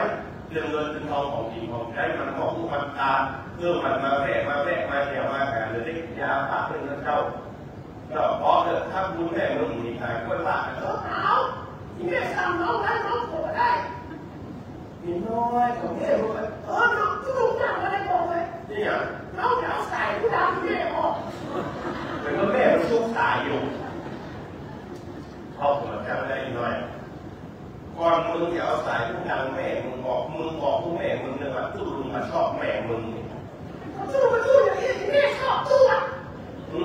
กูหัวแม่มึงตัวกูเป็นตัวเองข้าจะเดินทางที่ไหนมึงเล่ามึงกัดตรงไหนที่เขามาแม่ชอบบางคนก็แค่จะสุมาถึงได้ผ่านไปไม่ชอบยุ่งแค่เขาอยากเขาบอกฟังก่อนรู้เขารู้เรารู้เขารู้ทันรู้กันรู้แก่รู้แก่ไม่ใช่รู้อะไรรู้เรื่องสังคมรู้ทันตัวอย่างเดียวเขาแบบทันตลอดอีน้อยอย่างคนหนึ่งนะแม่มันตายลูกกับอีน้อยมันไม่ชอบแม่มันละใช่นะรู้ว่าใหญ่ป้ารู้ว่าใหญ่ว่าการคนนี้อ่ะที่ไหนก็เถียงที่นั่นเราก็เถียงว่าใหญ่หยิบวางมันมาได้เขาก็เอาฟังก้นไม่อย่างนั้นสร้างภาพสวยภาพเทพร่วมงานไม่ได้แก่อย่างนั้นแค่เราไม่ได้ทำมากลุงเลยมีโอกาสพยายามคนเข้าใจช่วยว่าจะนับตลาดดูเจ้าที่เนี่ยมาเชื่อที่แม่เขาเข้าใจกับแม่เขาเข้าใจแต่ทุกตึงได้เนี่ยมันจะไปแบบนี้แต่ใครไม่เข้าใจที่แม่เขาเข้าใจแต่ทุกตึงได้มันไปไหนก็คนเราทุกความรักเก็บไปคิดพิจารณาการดำเนินชีวิตประเดี๋ยวเรียนทำ ำบากมากที่สุดพี่น้องทั้งหลายสภาพสันผู้มันปัจเจือเนี่ยมนุษย์คนเรามีอย่างหมอเล่นนำมือจับเอาไว้ให้ได้พอเสร็จตัวลูกมันยิ้มมันให้หัวเลิกจะครอบครัวมันคนเส้นเดินให้หัว1 กรัมอายุจะขึ้นมาเรื่องเพศเรื่องมันดีอย่างเพศมันคิดแต่งจิตใจลื่นเจริญมาอารมณ์ดีแล้วต้องมีอาหารกินพอประมาณแต่ถ้าขับเข้ากินอย่างพ่อแม่กินที่กินปลาผลไม้ของเจ้าที่มันเรามีละกล้วยกองเป็นยาอายุวัฒนะป้องกันโรคได้หลายกันเมื่อลูกกินน้ำนะครับหลอดเลือดประสาทแยกทุกมันสดใสเป็นก้อยออกกำลังกายวันละเล็กวันละน้อยออกเดียวสบายปากแค่ร้านเหล้าร้านยาจะได้เดี่ยวแกล้จะลดมาได้เนื้อในหวานน้ำเค็มน้ำไข่มากพันตายเป็นโรคไตวายได้ง่ายกว่าอันพวกน้ำอัดลมบางอายุสั้นคุณภาพมันต่ำก้อยเห็ดหอมราคาโลละ800กุ้งเผาจานน้อยข้าวปั่นนำเรื่องไหนเนี่ยโยมนำเรื่องนี้เนี่ยเรื่องไผ่ลิ้นเรื่องคอเหมือนกันกินมันวันกลายเป็นขี้เลยพบว่ากินข้าวเรื่องขี้ทำมาดีกันหรือยังกินเรื่องขี้ไปไหนโอ้เข้าห้องน้ำมี3 อย่างครับแล้วกับขี้มาเยี่ยวก็มาเยี่ยวมาโต๊ะมันถึงเอาอย่างบางคนเอาถึง3ของมันชุดใหญ่แล้วนว่าไปมาเดี๋ยวนี้สงสัยได้ผลลงลูกเคยเอาเรื่องนี้มาให้ลูกหลับฟังนะเลยก็ถามลูกว่าลูกคิดได้ยังไงลูกคิดมาจากคำสอนพระเจ้าพระเจ้าสอนอย่างแรกอิมัสมิงเกสาโลมานะขันธ์นะลูกคือเรามันเป็นเรื่องที่มันมีเสียงมันแท้กว่าพระเจ้าสอนคนเรามาตลอดเกสาโลมานะขันธ์มูยังมันสกปรกกินข้าวที่ของคนเดียวแล้วสัตว์สิ่งว่ามันขี้เขายังกินได้ที่วันที่มาที่เป็นที่ใครจะสบายวันทำเนื้อสาราพัดกาแฟที่ชมดแก้วเป็นอะไรถ้วยเป็นพันเป็น800กาแฟที่ชมดอะไรแม่ทุกลงไปเล่นต่างช้างที่เป็นแดงนะเพิ่มมีกาแฟที่ช้างทำเลิศกาแฟที่ช้างของนี้อันนี้ทุกลงไปเล่นเจ้าของแต่ทุกลงของผมกับจริงประเทศนะพี่น้องจะบอกว่าที่เมืองลาวที่เขาแข่งกาแฟที่ควายเนี่ยข้าราชการเขาเอาหน่วยกาแฟที่มันขี้ออกมาไปเอาแบ่งกาแฟแล้วคนเอาอะไรอย่างถูกไหมแล้วก็ได้เขียนทั้งลีที่หลุดเป็นคนยูทูบเลยลูกเราลูกลุงสมศักดิ์ชาแมวนี่เลยแม่เด้อถ้าไปเข้าดูแล้วคนไลค์คนแชร์แล้วทำคนติดตามไปได้กันหน่อยผู้คณะกรรมการนะบอกว่าลูกเอาลูกเราเอาทำอะไรกับสังคมอ่ะแล้วคนเรานี่อ่ะโยมคนหนึ่งจากโป่งแยงเอากาแฟมาปลูกพืชทุกขนาดที่เรา100 กว่าต้นหอพ่อไม่ลดอะไรหอพ่อถ้ามันพอเช็ดตู้ยาตัดเนี่ยถ้าตู้ยาแตกกาแฟขี้ตู้เหมือนนั้นไปพูดในนั้นตู้กี่คนเดียวนะคนเราเนี่ยอะไรก็จะตั้งแต่หัวจนถึงอิมัสมิงเกสาโลมานะขันธ์นะตาได้กระบอกมี2 แกนท่านปาหลวงที่ประเทศสุดแล้วเข้ามาพูดกับลูกไปครับนะประมาณเกินชั่วโมงได้แล้วก็ไปย้อนถามว่าเหมือนกันเพราะเขาเข้าใจเขาบอกโอ้เกี่ยวกับเรื่องของเพื่อนมาถามเพื่อนเป็นนักบวชก็มาทำเป็นหน้าที่ครับบวชเป็นคนต่อแต่ทุกคนอธิบายให้ทุกคนฟังแต่ทุกรู้ภาษาอังกฤษมันเองเขามีล่ามของเขาเพราะฉะนั้นผมเอาท่านอาจจะบอกว่าตาได้กับพอมี2 แกนผู้นึงเป็นฝรั่งฉันเป็นคนไทยเขาก็มีตา2 แกนเหมือนกันหรอกคนเป็นฝรั่งคุณมีหูดัง2 หูฉันเป็นคนไทยฉันก็มี2 หูคุณเป็นฝรั่งคุณมีหู2 หูฉันก็มี2 หูเหมือนคุณหรอกคุณเป็นฝรั่งคุณมีปากเดียวฉันก็ปากเดียวเหมือนคุณอย่างเดียวปากเดียวกินอย่างกินพริกกินเกลือกินเผ็ดกินเค็มกินส้มกินมันมาไก่งัวเป็นตัวควายประเภทเนี่ยพอให้หลายคนนี้หมดอันเนี้ยนะก็บอกกินข้าวแล้วไปไหนกินข้าวแล้วเข้าห้องน้ำไปอย่าง3 อย่างที่เยี่ยมรถ3 อย่างตอนที่ของทำของเราคนมันเป็นของผู้ฟังคนเท่านี้เพราะว่าเจ้าที่พูดไปเลยมาเลยกับโซ่กับโบตั้งแต่หัวจนตีก็ยังว่าเป็นน้องทั้งหลายนะตั้งแต่หัวจนตีถ้าก็มองไว้ทั้งนั้นแต่แล้วเรือดำของมันยังมาแต่กันได้การสุขีมีในไซต์ออกไปเลี้ยงต่อ มนุษย์เราตายสายที่น้องใครคือของอะไรสู้แต่ทุกข้อว่าจะไหนคนจะเป็นในที่มันออกมาถ้าพูดว่ามาแล้วไหนคนจะดีกว่าแล้วเราอยากได้แค่แต่ว่ามาได้ยังไงวันนักเรียนนักไปวัดมาถ่ายไปต้องไขวายได้ง่ายกว่าของการมันลงมาดูสัตว์ดูเอาสัตว์ไว้เห็ดทองราคาตัวละ800กุ้งเขาจันน้อยครับถ้าเลือกเห็ดทองเนี่ยเราฝันไม่คุยคนหนึ่งก็เป็นคนจุกนั่นเลยก็เป็นคนจุกวันนั้นเป็นหน้าเห็ดทองลูกสาวจะไปกาที่แม่คนน้อยมึงจะไปไหนเจ้าจะไปกาเราไปกาพอดีมาเห็ดทองซื้อมาสักนิดหน่อยทำโมสังโฆสังฆานามานินะโมตัสสะภะคะวะโตนั่นอย่างที่คู่คนที่เป็น350เป็นที่หน้าคนนอกเรากินด้วยเพราะมันถูกซื้อเลยแม่ผมได้กินเพราะมันซื้อกูนี่แม่มันมีการมาตายหน้าเห็ดทองก็จะลากโซ่แม่มันออกมามันเนี่ยพอดีหล่นไปที่น้องแม่ของแม่ก็ไม่เป็นที่น้องแม่ให้ยาวของแม่นะไม่ได้น้องมันเรื่องแค่ทองมันเรื่องก็เรื่องไม่ใช่แบบอายุกินข้าวมีก็ตามได้ของมึงข้าวมันก็แต่อีแม่ตายแล้วเจ้าได้สมาชิกและชาวแสงอายกันเนาะจะบอกแม่มันเจ้าจะซื้อ2 เล่ม700ให้แม่ขยับติ๊กมาเข้าฝันเจ้าทำ3 วัน 7 วันเอาสมแม่มาเผาก็เผาเสร็จแล้ว3 วัน 7 วันที่แม่มาเข้าฝันลูกแม่สะดุ้งตื่นมาตีแค่ท้องแม่มันลุกร้องลูกมันลุกนอนให้ลูกไม่พอนี่อย่างที่แม่ฝันฝันอะไรใหญ่มาขยับเสียทองต้มที่แม่พูดได้ไงมาทราบที่ทราบว่าใหญ่เฮ็ดทองตัวหนักอะไรใหญ่วันเดียวนี้นะมึงลุกได้แล้วตี5ไปลุกนึ่งข้าวต่ำนึ่งที่ข้าวต่ำนึ่งที่นมนึ่งทางเราใส่ดินโตไว้ลูกปลูกกันแม่จะไปไหนกูจะไปการไปซื้อเห็ดทอง2 เล่มมันจะสวนไปการไปซื้อเห็ดทองมา2 เล่มมาถึงร้านช่วยเย็นร้อย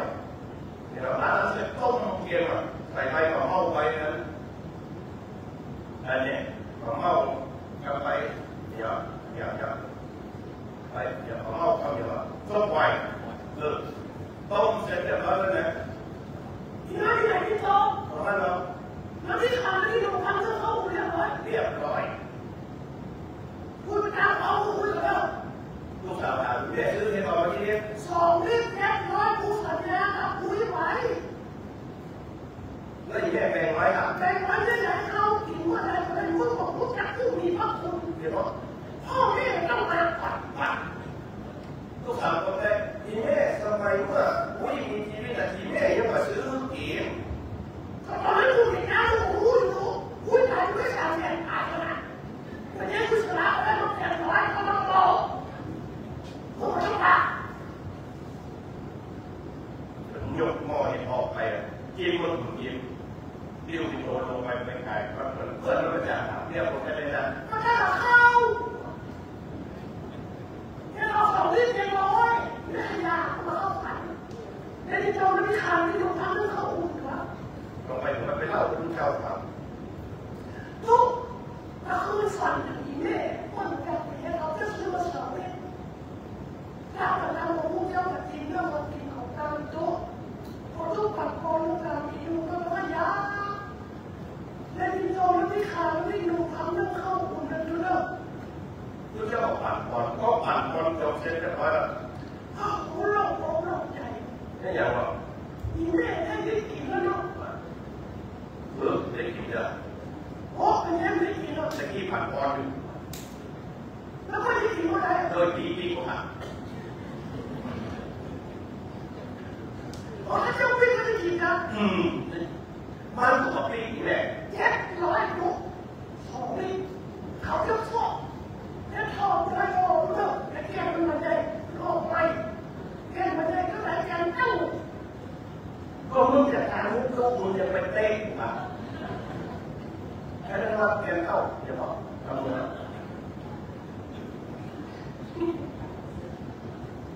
ถ้าถามว่าตู้ทีมการเนี่ยตู้ลงแบบนี้โบราณกล่าวไว้ตั้งแต่ไหนแต่ไรตู้ชอบพูดความ จะจริงหรือเท็จก็แล้วแต่ประเทศเราเอาไปฟังประเทศเราพวกเราพูดกันดีกว่าเราพูดยกเสียงเราที่นี่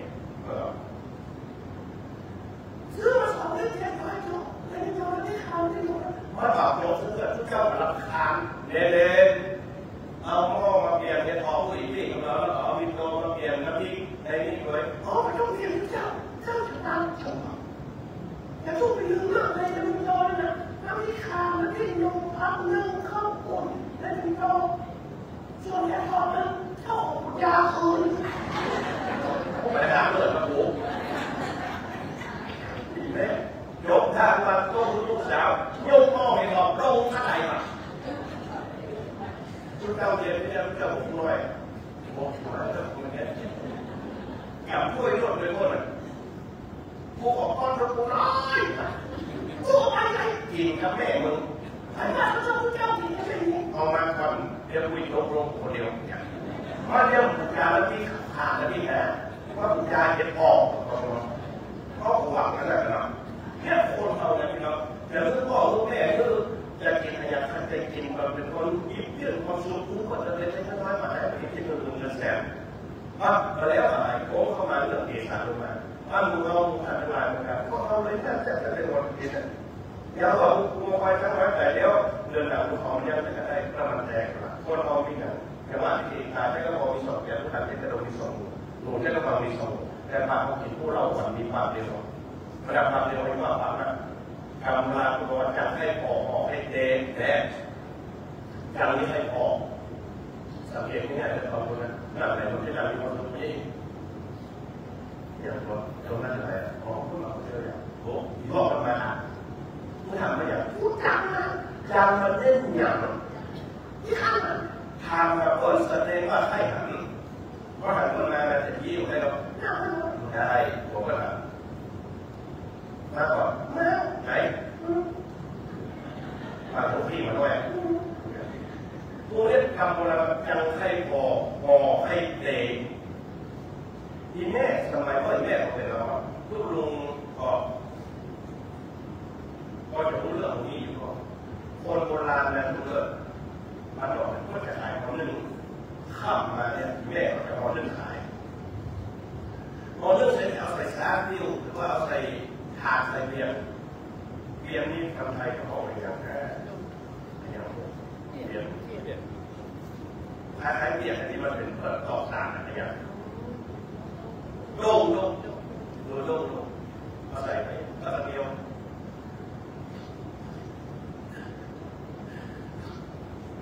พอเรื่องก็เช้าพอเรื่อง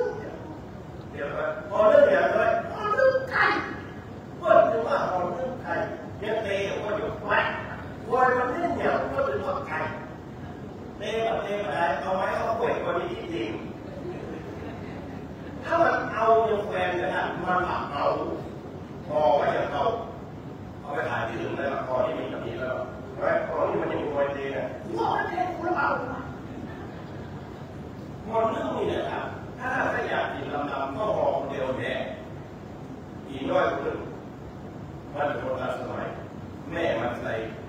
การพอหนึ่งสักทีพอเนี่ยน้อยมันลูกวันฉีดนะมันไปใส่ปากกันเลิกเอาอย่างไม่ใส่ปากแม่โอ้กูห่อหนึ่งไว้แม่มีที่ก่อนเนี่ยมีที่ซ่าเอาไปสองห่อน้ำมันกับห่ออะไรแจ้งมันเลื่อนไปใส่ปากก็ใส่ปากเซ็ตแต่ว่าไปสองพลิกแบบปากแม่ใส่ปากเดี๋ยวเราเลิกไม่มาฉีดโดนโยนที่เราแม่ว่าลูกมึงมีไหนเนี่ยเราเอาลูกมากินข้าวอย่างแบบที่นี่อย่างรอขอเรื่องเงินค่ะมาเทสกินไม่ได้แค่ลูกปัจจัยกูหมายไว้ขนาดที่มีกระลัก2 น้ำนั่นเองกูจะให้ลูกมึงอ่ะประเด็นรับไปได้กับแย่ว่าแต่มาเรามีนักวิชามันแบบนี้แม่แบบนี้พอแบบนี้ยังไงกูแต่งไว้ขนาดก็ไม่ถูกเอาดิยกไปช้าไปแม่ประเทศบอกอีกหน่อยมึงนี่จะลงต่อไปเนี่ยเข้าดินเข้าแย่เลยมึงนี้เนี่ยนั่นยังมันจะเด็กก็กูหมายไว้ที่มึงแต่ละสมัยกูจะรู้ลูกมึงนั่นเป็นทับไปมันอะไรหมักแก้วนั่นเป็นไงมึงก็ไม่ใส่บาตรกูจะว่าเรื่องนี้เรื่องทุกอย่างเนี่ย มองเรื่องนี้เนี่ยมองเรื่องไหนเนี่ยถ้าให้ถึงระดับก็มองคนเดียวเอาไปซื้อคนที่ผมลบเติมมันบอกหัวแข็งก็แข็งก็คอปีกครับปีกมันครับโค้งมันไงไก่ตัวเดียวมีแต่ข้าวหัวมันได้ลูกไปซื้อมาทำเลยเขาไปซื้อโครงไก่มาเอาโครงไก่มาโคกสูงเข้าหัวแล้วเอาห่อนึ่งขายมันเป็นแดงโมโห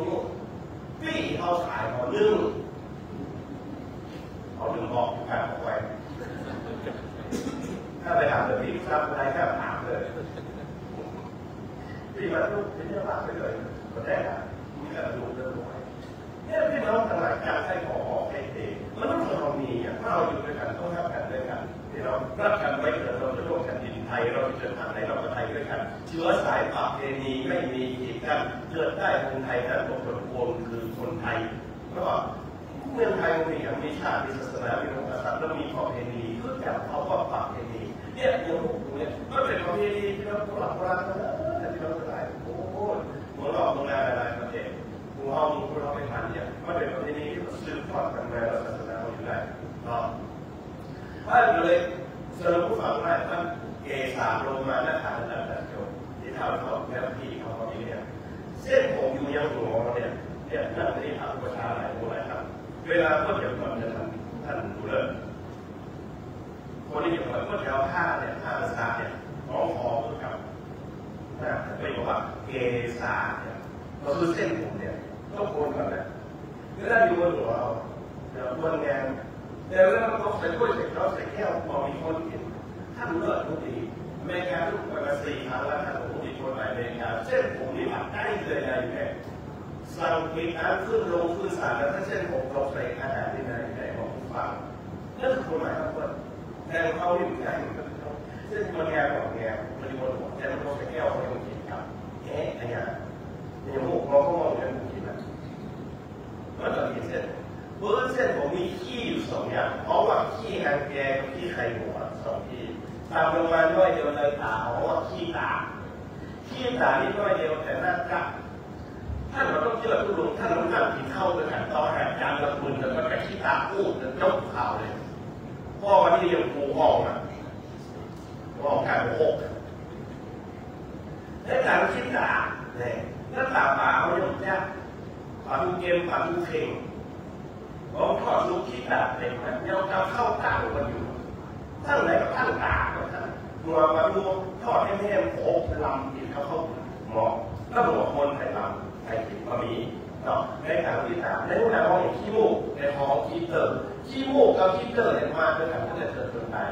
ก็ใช้คารมขับด้วยจากเปิดปล่อยคารมลึกๆอะไรเนี่ยอีเม่ที่พ่อของท่านผู้มีเกียรติทั้งหลายทุกคนครับก็ลงอย่างเนี้ยสิว่าจะคิดลงไงกันประมาณนี้ให้เราก็ให้เราคอมพิวเตอร์อะไรออกมาก็ลืมเนี่ยให้เรื่องครับทุกลงไปลืมที่เนี่ยคำว่าโกโก้หลวงมันมีการโอนเจ้าหลักลืมทุกลงจะขาดตุ้ยเสียมารยาทลืมจากของเราทุกลงอยู่ว่าต้องมีสุดเย็นเราไปแบบว่าที่บุกร้อยแต่เราไม่ใช่ลุงยังอีกแค่ถ้ามันทำในเวลานั้นถ้ามีเคยเรียนมาแต่ออกยอมรับได้พวกเราที่ทำไม่รู้เท่าไหร่เพราะฉะนั้นคนเราในวงการในท้องคิดเติร์ในลิ้นเขาขี้เนี่ยขี้ลิ้นในเขี้ยวนี่จริงถ้ามันได้ผู้ส่วนบุญนะอย่าลดในโทนตรงที่เบอร์ที่ได้เขาด้วยกันนี่นะบางคนไม่เอาเท่าไหร่ได้ผู้ส่วนบุญนะอย่างรถไม่โทรทุกเบอร์ก็มีเท่าเซนอะไรกันเนี่ยนั่งล็อกเที่ยวมาดมเนี่ยโอเคก็จะดมเนี่ยใหญ่เนี่ยมาสวมแล้วฟาดสวมมาดมพอวันสวมมาจริงใหญ่ย้ำลืมต่อหัวสมองมันก็มีกันเขาเคยเหมือนจะเคยนะเลือดเลยบอกสวมเที่ยวมาย้ำต่อในเที่ยวส่วนมากจะเที่ยวเลยที่เที่ยวมามันหนี ตัวมันเป็นเนื้อเป็นอย่างแต่เขี้ยวมันสะอาดแล้วคนเราถ้าเที่ยวเมนมันที่สอนของเที่ยวหมาอย่างกับของกูกันนะถ้าในเที่ยวที่เที่ยวในลิ้นที่ลิ้นในหูที่หูในมือที่มือในเล็บที่เล็บเท้าเหงของที่เหงสมัยเคยก่อนได้ข่าวพระเจ้าประสงค์มาจากพื้นตีของขี้ดินตั้งแต่หัวถึงตีของขี้ไข่มันมีกระเทียมแล้วคนทุกแดงมันมีตายหรอเพราะหลักธรรมเมืองอะไรก็จะกลายเป็นขี้อย่างไรแน่ว่าที่เจ้าโยกเก็บของชีวิตก่อนโยกเก็บของชีวิตก่อนมันแท้แบบไหนล่ะเมื่อเราเป็นกันได้แม่สุดท้ายเลยถ้าสามน้ำโอ่งน้ำหอมเนี่ยยีกันเนาะตัวใช้น้ำหอมเดี๋ยวผมจะบอกว่าน้ำหอมยี่ห้อนี้มาจากไหนมาหอมจะมาจากต่างประเทศมาฝากกันหอมมาชื่นใจใช้ได้ใครก็รู้ว่าอยากเป็นน้ำหอมสุดท้ายถ้านั่งไปนั่งมาแค่กินเราไม่ใช่น้ำหอมหรอกถ้าเกิดเป็นโต๊ะใครจะถามหรอกนั่งมาสาบมวยไปเท่าที่อย่างเงี้ยตัวจะเกิดการเองก็เล่นเองพอมีใครถามอ่ะพี่น้องนั่งแข่งหน้าสื่อช่วยกันดมเนี่ยมันก็ได้โค้ดเลยถ้าแบบนั้นถ้าเกิดเป็นโต๊ะนะถ้าให้ลูกไปโต๊ะไปเนี่ยตำรวจเพิ่นเนี่ยคนได้ข้ออย่างว่ามันมีพิรุธคนตรงที่หายที่ไหนแน่คนนั่งนี่มันเริ่มเหลียวเขาเปิดหันมันรู้แล้วแต่ที่อย่างนี้โดยกระทบนี่คนมันถึงได้เลยบุญมีกายไปกายที่เท่าที่อ่านโยเกมของชีวิตเลิกฟังทุกเดียวไปอีกข้างวัดถูกไหมเลยพูดกับมาแบบไหนเราเป็นแง่ที่หมูที่หมาที่เป็นที่ใครอย่างนี้เราเดินเดียวในอย่างนั้นเนี่ยที่มาเพียงไปถึงมาจะช่วยติดรับจบแต่เราเลิกแต่ของคนนั้นมันตัดจบเรื่องคืนนี้เนี่ยในอย่างนั้นจับหมาไปก่อนนะเอาโยมเลิกตัดมาเลยกินพวกคนได้ที่กระโปงอย่างจับของก็เป็นไงคุณเลิกเอาใส่ดูอ่ะเนี่ยเปิดของพวกนี้อีแม่เปิดคนยาวอะไรอย่างเงี้ยถ้าตัวเป็นเนอร์เขาใส่ไปตาบอดของพวกนี้ทั้งหมดประเทศหมดแล้วแต่ทำไมคนเดียวขี้เดียวของเนอร์ก็ใส่มาแก้ไม่ต้องจับทุกแบบมาบอกเรื่องนี้เนี่ยเขาจับเกิดออกเร็วออกมันเป็นแบบแกงกอนอะไรกันนะเดี๋ยวเราดูนี่คือมันก็โซกับพวกเส้นแต่ตัวหนึ่งดีว่าจะไม่รู้จิตใจโซกับพวกเล่นสิ่งแรกพระเจ้าเมื่อตามศาสนาจะเริ่มเล่นการเอาเนี่ยการที่ตามที่เงินแสนเงินแล้วโอ้แค่มีน้ำใจต่อการปกป้องอะไรครูของมันเนี่ยตรงนี้น้ำใจอย่างเราทำงานในโซเชียลสมาธิปฏิแต่ว่าคนที่มองแต่เป็นอย่างเขามีน้ำใจมาพบคุณหลวงคุณสมบัติพอคนสมาคนนี้นั่นแหละเขาพร้อมนะเขาไม่ได้เป็นว่าเรื่องการว่าแต่ที่ยังได้เห็นขึ้นมาบางคนประชุมที่จะพี่น้องคนว่ากันที่มีศีลนะที่ศีลข้อ4มีญาติวาจาพี่น้องทั้งหลายสุมาเลยแบ่งความคนมาได้เลยแล้วเราเอางี้ด้วยมาหาคนหนุ่มขาวของเขาแล้วคนผ่านมาดีที่ศีลข้อ4แต่มันนุ่งขาวไม่ใช่ประมาณจะไปซ่อนอยู่ถ้าสุดจะเรื่องมันนุ่งขาวไปซ่อนกันผ่านมาดีเราทุกคนมันมีคนดีในโลกแต่ของมาช่วยมันสุดได้บอกเป็นเรื่องปกติบางคนเอาความดีเสร็จบอกช่วยเสร็จคนอื่นนะพี่น้องทั้งหลายได้ยังมีเงินทองตรงรถคนภูเขาจะซื้อเอาชีวิตไว้กับไร้ผลอันความตายหมายไว้คนเด็กสิบคนเท่าไหร่มันก็ไม่คืนนะไม่ได้เสียหรอกวันนี้มันเป็นชาวนาเนี่ยมันเรียกว่าสบายเป็นไงอ่ะอยู่ยาวพิเศษพระเจ้าของชาวคนชาวคนพระเจ้าเดิมก็อย่างเงี้ยถ้ามันอย่างเงี้ยเขาไม่อยากหมอไม่ได้หรอกผมว่าเหมือนกิโลบาทเดียวอะโคตรโหดให้เที่ยวในประดับในชีวิตถ้าอยากรู้การแข่งขันที่มาเข้าอาจารย์ทีนี้เราปฏิบัติเป็นเท่าที่จะทำได้ก็ต้องไปผ่านกันแล้วก็รู้เป็นเอกในกระแสทุกปีทุกน้องของพระเจ้าที่น้องการทำทุกสุนทรนี่นะทั้งนี้มีหลายคนหลายท่านนะที่เราหลายไปทำบุญที่รู้หลายคนหลายท่านแม่บอกเขาเจริญคนนี้เจริญแม่เป็นวันท่านเชื่อพวกมันเปิดร้านเนี่ยในคู่ความดีนะครับพวกมันเปิดร้านก็ลงไปซื้อเครื่องมือเครื่องไฟฟ้าเนี่ยก็ เรื่องนี้ขันรถมาเนี่ยเอาซื้อที่อื่นเชื่อระดับเนี่ยโดยเอาน้ำไม่เข้าไปถึงบ้านคุณพี่น้องเท่าไหร่มีอย่างบอกนั่นก็รู้เลยเขาคงไม่ได้มาไม่ได้อย่างว่าเหลือพี่น้องพูดดีแค่คนเรามีน้ำใจหลายคนเราคิดไปที่วันตรงนั้นในประมาณพี่น้องหลายที่ยังพูดเล่นอยู่แล้วก็โทรหาแล้วมาเอาแล้วก็เลยลุงโทรหาที่นั่นแล้วมาลุงไม่ทราบแล้วเป็นกันเองเลยถ้าทราบแค่ร้อยที่นั่นนี่คนมาเที่ยวนะคนมาเที่ยวต่างบ้านต่างเมืองแต่ศรัทธาทุกคนมีสักคนพอมีศรัทธาแม้แต่คนเดียวน่าจะอยากโยนขาดจอดมาเยี่ยมมันใจเพิ่มถ้าลุงเอาจัดอะไรสร้างบุญเป็นเรื่องก็ลุงอยู่ไปเที่ยวอย่างไร38 ปีทุกลุงมีความสุขเป็นน้องอะไรความสุขทุกลุงอยู่ที่ไหนอยู่กับลุงกับป้าอยู่กับเนี่ยแม่บ้านมาลงมาท่านบุรุษทุกลุงจ้างแม่บ้านเดินเย็นพังเลยถึงวันนี้อาหารป่าประมาณเดือน8-9 กระสอบทุกลุงยุบมาได้เพราะอย่างแต่ว่าแต่ก็เลยเจอแล้วก็ไปหาถึงครอบครัวก็ไปหาที่ทุกลุงอยู่อ่ะท่านได้ยกเข้าไปที่เราการตลาดนี่ทุกลุงอยู่ง่ายๆเนี่ยแม่บ้านมาลงเดินเย็นพังเข้าสารนี่ไงทุกลุงซื้อเดือน2 กระสอบมาแลกที่ท่านว่าไม่จะไปแค่ถวายก็แล้วไปอาหารป่าประมาณนั้นเดือนนึงเราใช้ประมาณ8-9 กระสอบมาเป็นเท่าไหร่เมื่อที่แม่พ่อเขานั้นจะได้ลงไปซื้อถ้ามีใครมาถวายเลยถ้ามีใครมาถวายเอาเงินที่ไปซื้อแต่นั้นถวายกันคนเดียวถ้าแม่พ่อคนเดียวกันทุกเดือนสัก10 คน20 คน 30 คนงานถ้าจะไปก่อนเรียนพอไปหาลูกเปิดเองเพื่อสบายอีกกระโปรงกาแฟวงเรียนขนมเดิมมีบริการบ่อยแม่เขาไม่ต้องเสียสตางค์แม้แต่สัตว์ป่าผู้ก็ได้ไปเสียสตางค์สัตว์ป่าแต่ทุกคนจะมีตู้บริจาคมีพระประตูโอ้ตู้บริจาควัดเราต้องมีจอบแล้วไปไหว้ดูอีกพ่ออีกแม่เขาพระทุกคนถือว่าทุกอย่างการจะไปพาทุกคนนะท่านเลิศมีเป็นหมื่นตัวสร้างแล้วทุกคนฟังเหลือที่ไหนไปเมื่ออย่าเอาไปที่น้อยกันสิเป็นแค่ดูในยูทูบได้เลยเดียวตลาดทุกลุง2-3 ครั้งเนี่ยเราเลื่อนไปถ้าจากการป่าทุกลุงมีจริงหรือไม่แล้วทุกลุงก็โค้งลงอยู่ตลอดหน้าถามนี่นะพี่น้องมันเป็นเหตุลำบากที่แม่นะเขาบอกว่าถ้าไปจะถวายอาหารป่าแล้วทุกลุงขอเป็นอาหารป่าลูกเม็ดใหญ่เนี่ยจะแยกที่แม่นะท่านทุกเม็ดใหญ่มันทำกันเขาเป็นรู้เนี่ยเขาไม่ใช่ป่าหรอกก็ได้ไม่ใช่เรื่องเรากินอาหารป่าโลกเดิมผมก็มีความสุขแจ้งมาเดินเท้ามานะท่านเดินเท้ามาเสร็จแล้วถูกเอาแบบมาถูกป่านั่นคือความสุขที่เราได้เข้าเพื่อเป็นอย่างประหลาดเหลือเมื่อเราปัจจัยจากการละลง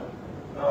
มันมีอย่างสักอย่างหนึ่งเราเลยโค้งเข้ามาที่ว่ากินข้าวที่พระพุทธเจ้างัวไปทั้งแม่ถ่ายแล้วเดือดหนังงัวหนังควายเอาแบ่งหนังทองเอาแบ่งหนังงอเอาแบ่งหนังชิ้นส้มเอาแบ่งแคบหมูเอาแบ่งแคบไก่ดูเขามันยังไม่ได้อะไรกระดูกวัวกระดูกควายหมูมาจากใครใส่พวกแกงต้มน้ำเดือดพวกมันได้หมดดูเขาเนี่ยยาดูที่มีในไส้เอาไปเลี้ยงต่อที่วัวที่ควายที่เป็นที่ใครใส่มาฟาดเอาแทงมาคนได้ทีลำไยของพวกของทางถ่ายเคยไปอินเดียพี่น้องทั้งหลายอินเดียนี่นะพี่น้องก็เอาที่วัวที่ควายนะมาผสมแยกแล้วทำเป็นด้วยพวกด้วยแบบนี้เพื่อไปตัดแดงเพื่อเอาไว้ใช้เพื่อเอาไว้ใช้เวลาเป็นเชื้อเพลิงกรอบอินเดียเป็นเชื้อเพลิงพี่น้องแต่เรามีแค่มีสิ่งลาบยำหอมซาถ้าเป็นคนเมืองต้องใส่น้ำเพี้ยนี่มันเป็นไส้ขี้ควายแต่ต้นของน้ำเพี้ยเอามาสัก3 ก้อนใส่หม้อแกงต้มพอน้ำเดือดก็เลยต่อว่าพวกขี้มันออกไส้แต่ไม่ว่าเขาใส่ไม่เสียบกีมันได้ทุกอย่างรับเอาได้อย่างเดียวถ้าเราออกแรงกันไปทำไมจะมารับกันไรเถิดเราจะร่วมแผ่นดินไทยเราจะเกิดท่าแต่เราไทยด้วยกันเชื้อสายประเพณีไม่มีขีดขั้นเกิดแต่คนไทยนั้นคนทุกคนคือคนไทยลูกลุงเป็นคนของสถานเจ้าบ้านถ้าเราเกิดมาเนี่ยเราเกิดมาเพื่อการดำเนินชีวิตของเราต้องการอย่างเดียวคือโมเสียเดี๋ยวมาเราเกิดมาจาก4 ดินน้ำลงไปผู้เรามีไหนดินน้ำลงไปเราเก็บของชีวิตเขามีอย่างเพราะฉะนั้นเราการเพื่อการคือดีที่หนึ่งความสุขเลยนะเราพื้นฐานแล้วลูกลุงฝากไว้เลยว่าในวันที่เข้าสารแล้วมันที่สิ่งก็แม่ที่สิ่งที่เราแม่เขาไปทำบุญที่ไหนก็ไปเลยไปทำบุญไหนก็ไปแต่ลูกฝากไว้ว่าอย่าทำบุญที่ไหนขอจิตใจบริสุทธิ์ก่อนที่ไปทำกันเลย เชื่อมั่นในตัวเองความสุขมันจะเกิดตัวลงฝากเนี่ยตัวไม่เคยถ้าทำสันติสุขนี่นะมันมีหมายต้องการที่จะขาดจอนั้นว่าสิ่งมันทำนี่แต่ว่าสิ่งใหญ่เนี่ยคนเก่งจะมาสมมติเป็นน้องชายจะมีประมาณ20 คน30 คนประมาณนี้แล้วเดี๋ยวนี้ถ้าหมายให้เขาไปเตรียมภาษาแล้วตัวลงบอกไปเลยพี่น้องที่เราจะไปถวายเท่าไหร่ก็ได้เนี่ยตัวลงบอกฝากที่อาณาสันติสุขไว้สักเต็มแล้วแต่แต่ไม่ต้องมาหัวเราพี่น้องทั้งหลายเมื่อภาษาแล้วนี่นะตัวลงได้เตรียมภาษานี่นะพี่น้องทั้งหลาย500 คนลุงจะเรียนใหญ่ยังไงเนี่ยอะไรเขาใส่เนี่ยทุกลุงพูดก่อนแล้วไปพูดแล้วพระเจ้าแก้วพระเจ้าส่งเรียนภาษาทุกลุงก็ซื้อคนเดียวนะทำต่อเขาลูกไหว้ข้ามีลูกซื้อคนเดียวเพราะมันมีใครก็เลยฝากบุญฝากกุศลกับท่านไปว่าถ้าท่านให้ทานต่อไปทานถ้าท่านทานผมเป็นอย่างเพราะว่าท่านฝากไปเนี้ยก็เขาบอกผมลูกข้าจะเลี้ยงบอกว่าเราบอกให้ยังเรื่องบอกว่าให้ยังเรื่องบอกมันด้วยใจยากเหมือนกันที่น้องทั้งหลายด้วยใจยากมนุษย์บ้านเราที่ขาดพื้นฐานข้อที่2 5 4จะจบแล้วนะสรุปเรื่อง4 ความ4 5ข้อปานะกามุสุพี่น้องปานะกามุสุ5 ข้อบอกคนเรานี่นะท่านดูแลคนเราที่ข้อกันเป็นมาที่นะปานะกามุสุฆ่าคนฟันคนดูบุญดีนะที่ข้อถ้าคนตัวไหนนั้นข้อที่2เข็มเล่มเดียวกับที่ข้อที่3นี่แหละการควบคุมการทำเราข้อที่4อย่างสุดท้ายเราข้อที่5อย่างเกี่ยวกับยาเสพติด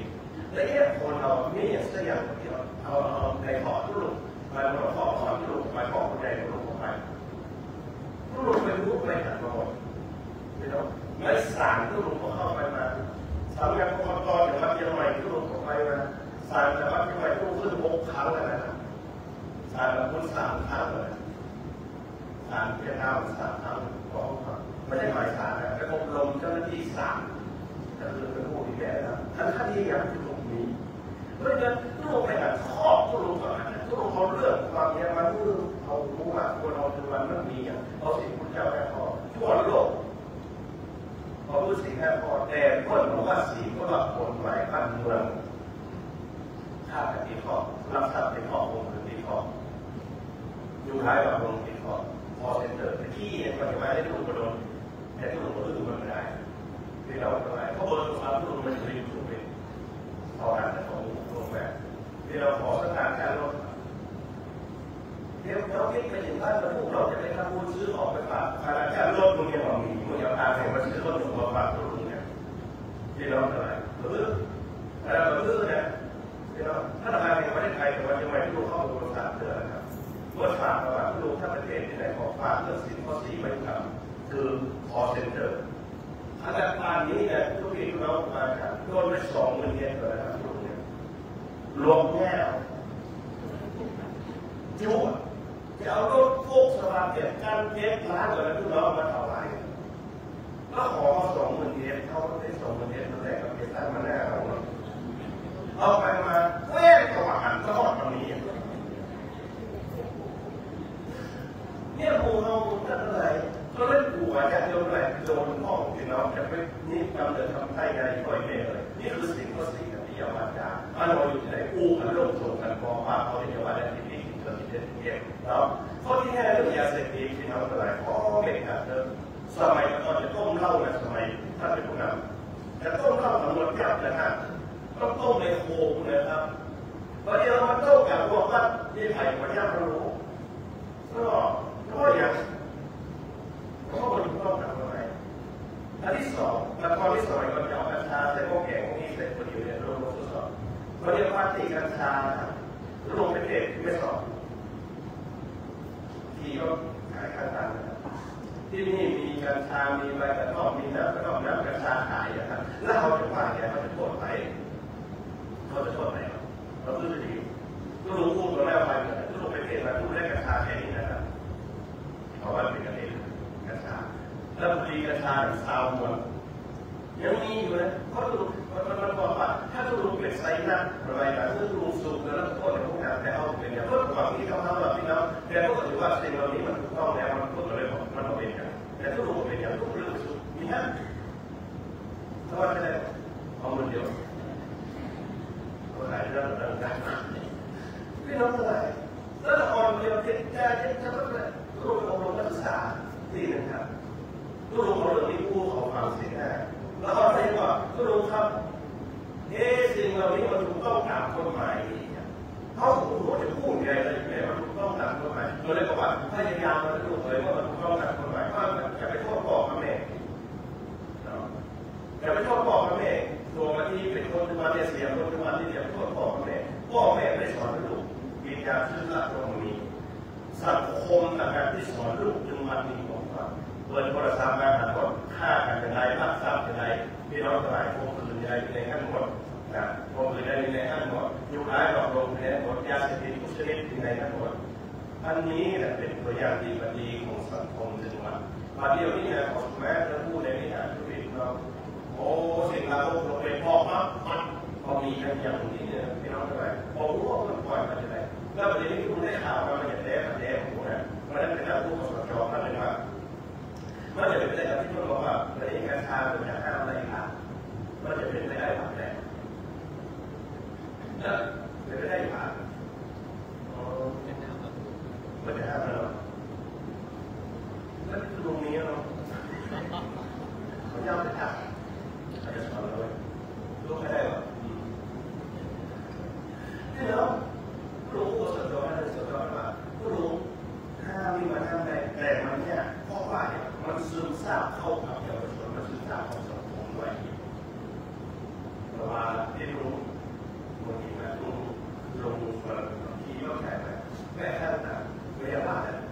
ไปกันทองไปกันถามว่าเราขายตรงนั้นเลยคนเราจะว่าใหญ่มาพี่น้องตลาดเลยฝากของพี่เดียวอยากจะสลายในคำตัวนี้พี่น้องตลาดได้ช่วงโมงกับ6 นาทีมันจะต้องมือครับมือสำหรับคนไม่ชอบมันกับมือสำหรับคนที่ไม่ชอบก็ขอมาไปกับพระเจ้าประสงค์ทุกปีทุกท่านเลยและขอรู้มาไปกับท่านอันนี้ท่านนายกระดับก่อนเลยเขาเริ่มถึงท่านที่เราตลาดเพราะเราทุกคนนี่เนี่ยเราทุกคนเราทุกคนเอาอยู่ด้วยกันต้องห้ามกันไปครับมือ5 นิ้วเนี่ยท่านจะไป5 แต่อันนี้ก็จะได้นั่นเป็นน้ำหนึ่งใจเดียวกันถ้ามือเราสมัยแต่ก่อนเด็กโยมเนี่ยถ้าเรามือ5 นิ้วเท่ากันหรอไม่ได้ว่าเท่าไหมถ้ารู้ว่าเท่าเนี่ยเชื่อไม่เชื่อยังไม่เชื่อคุณเนี่ยลูกโยมป .4 พวกมีเท่ากันแต่ทีนี้ก็มีพวกครูแม่ครูสอนครูละครนี่เนี่ยเวลาเขาเที่ยวก็จะเลือกอ่อนตัดเต็มเวลาคนเที่ยวเนี่ยถ้าเพื่อสุภาพถ้าเพื่ออะไรอ่ะถ้าได้เดียวแหมเต่าละมันไม่ได้ยิ่งมันจะเต่าถ้าคนอยากว่าจะทัดซากหรือแปลงลบกระดาษมันจะเทียบกันเหมือนกับเมืองไทยเขาเรียนปัญหาเขาจะเทียบคนใดกับคนหนึ่งนะพอเขาออกมาแล้วเที่ยวอย่างว่าเราไม่ต้องอะไรคนนั้นตีคนนี้เป็นการเสียสละลั่นเขาที่เดียวแล้วเขาได้ไอเดียในอาสาได้ไอเดียก็คนที่สุดได้แบบได้อย่างสักอย่างเราที่ต้องอะไรก็ได้อย่างสักอย่างเพราะฉะนั้นแอบทุกสิ่งตุลงหลังเราแล้วแต่ถ้าตุลงหลังว่าไปอะไรทุกท่านทุกเกิดมาทุกคนจะแบบเหมือนกันนะครับจังหวะการรักกันไม่เกิดเราเกิดพวกแผ่นดินไทยเขาจะเกิดท่าไหนก็ให้ทุกการท่าทุกการด้วยกันก็ลุงหมีก็ถามและทรัพย์อย่างนั้นทุกทีทุกน้องนี่ที่เราตลาดจะเป็นพ่อครูจะเป็นเลขาจะเป็นอุปชาสบัดทุกวันแบบนี้บางตัวบางโมจะเป็นพ่อตั้งพ่อหวังที่เขาไม่เป็นเขาไม่เป็นที่จะคนเป็นลูกหลานคนเขาหัวงอกอะไรเนี่ยหรือว่าถ้ามูเอาหมดกันหลายทุกคนกันวันนี้ก็ขอสมาไปทุกคนกันสถานที่โยมหลายที่เป็นเจ้าภาพในวันนี้นะถ้าจากท่านพระครูโมกิสดาพระสโลท่านเจ้าว่าพระปกครองน้อยของพระรัตถาพระปกครองน้อยก็เราเป็นเจ้าภาพเลยนะครับท่านบุญเลิศท่านลูกก่อนพร้อมกับพระครูเปิดนักเรียนแล้วก็ชมรมกำนันผู้ใหญ่บ้านตำบลตัสลาเราเพราะในแง่พ่อของทุกคนทุกท่านเนี่ยที่มาร่วมบุญร่วมกุศลด้วยกันพี่น้องทั้งหลายนะทำไปเรื่องบุญกุศลเนี่ยในงานศพเจ้าดีๆทั้งหลายปฏิแต่เมื่อเราจะมีความกระลำเหลือโปรดรบในชีวิตครับเพื่อการแข่งขันเรื่องผู้อย่างการต่อไปเนี่ยตอนนี้มันผิดถูกนะพี่น้องทางโบราณต้องการผู้ผิดถูกต่อสู้วันนี้ต้องมีเจ้าของสัญญาณช่วยเล่นย้อนมีสัญญาณแต่มันมีวิญญาณ ยังถูกต้อง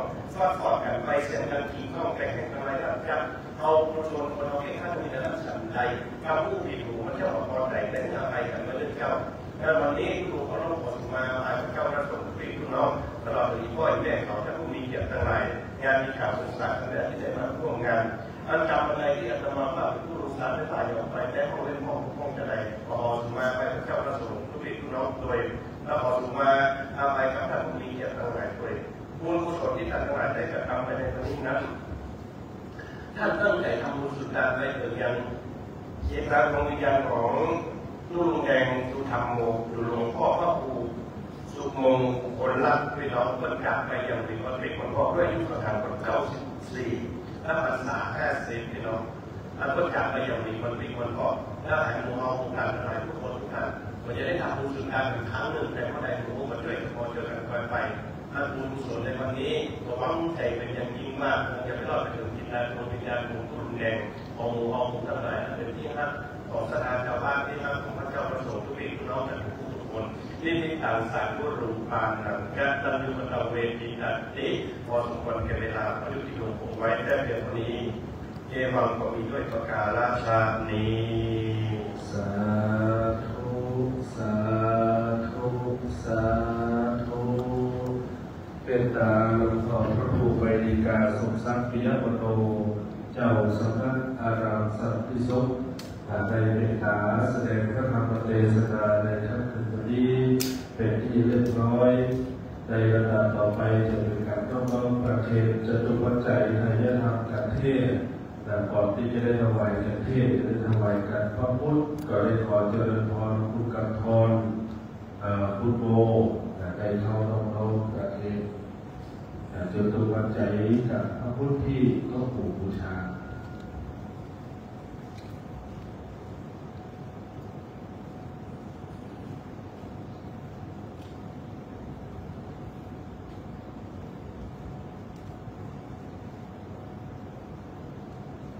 และได้เจริญพรทางคณะเจ้าภาพได้เข้ารับน้อมประเคนจตุปัจจัยแห่งธรรมประเทศท่านแรกของการวัฒนาท่านอาจารย์พระครูสมุทรอิสดามัสโรหลวงพ่อเจ้าวาดพระโปกพวกน้อยได้เข้ารับน้อมประเคนประเทศของการวัฒนาครับ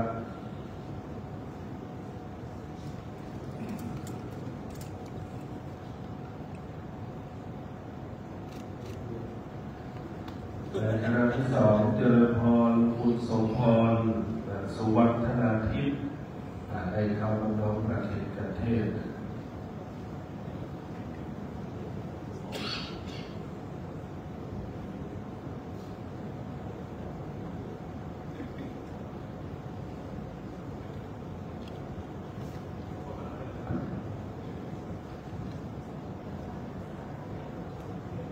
และคณะที่สามเจริญพรป้องกันสมพงษ์พรหมวิชัยป้องกันตำบลต้าสลาได้เข้ารับน้อมประเคนประเทศครับเจริญพรพระหลวงท่านอังกฤษมหามีวันท่านผู้ใหญ่บ้านหมู่ที่1ได้ก็ปฏิกราชประกาศญาติโยมท่านใดมีน้ำยาจะเตรียมน้ำยาจะมีกับตั้งจิตอธิษฐานเริ่ม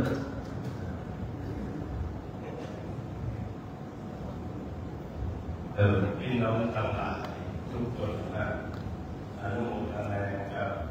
สถานที่โดยพระธรรมประสงค์โดยอาราสันติสุขเป็นอาราไม่น้อยในไปเรื่องของทางชื่อไปเรื่องจริงๆก็คงว่าสันติวันสุขสันต์สันติวันแต่รุ่นมันจะแต่ว่ามันเป็นชื่อไปเที่ยวมาไปเลยไปตั้งเป็นว่าอารามสันติสุขต้องอนุโมทนาการแยกแยะของว่าที่มันเข้าภาษาโดยภายในกระฟ้าของเราเป็นคนก็อนุโมทนาฝากญาติโยมทั้งหลายโดยก็เดินถึงตรงนั้นกับท่านผู้มีญาติทั้งหลายโดยทุกคนที่ผ่านฝากจะได้ดูโดยไม่ได้ผ่านด้วยกันแน่ไม่ผ่านในทุกรอบพระเจ้าประสบว่าถ้าผ่านเลยก็ได้ดีแค่เดียวนะครับแค่เดียวที่เข้ามาด้วยกันก็จะผ่านด้วยกันที่ท่านเป็นท่านผู้เดียวเป็นลงทานผู้มีผู้เดียวเป็นลงทานผู้ตรงนี้เป็นคนทั้งหลายแต่ไม่ออกไปผู้มีมองแก่ผู้สมัย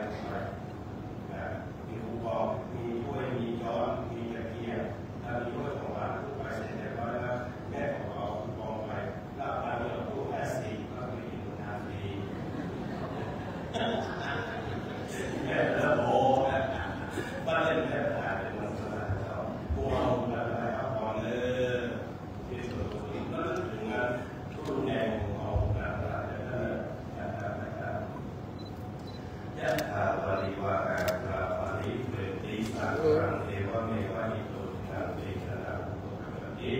อิชิตังปฏิตังมังคิปะเมวะสมิจัตุสัพเพเรสุสัตตะจันโทปนะนะโสยธามณิโยตินะโสยธาตัจจะในวันนี้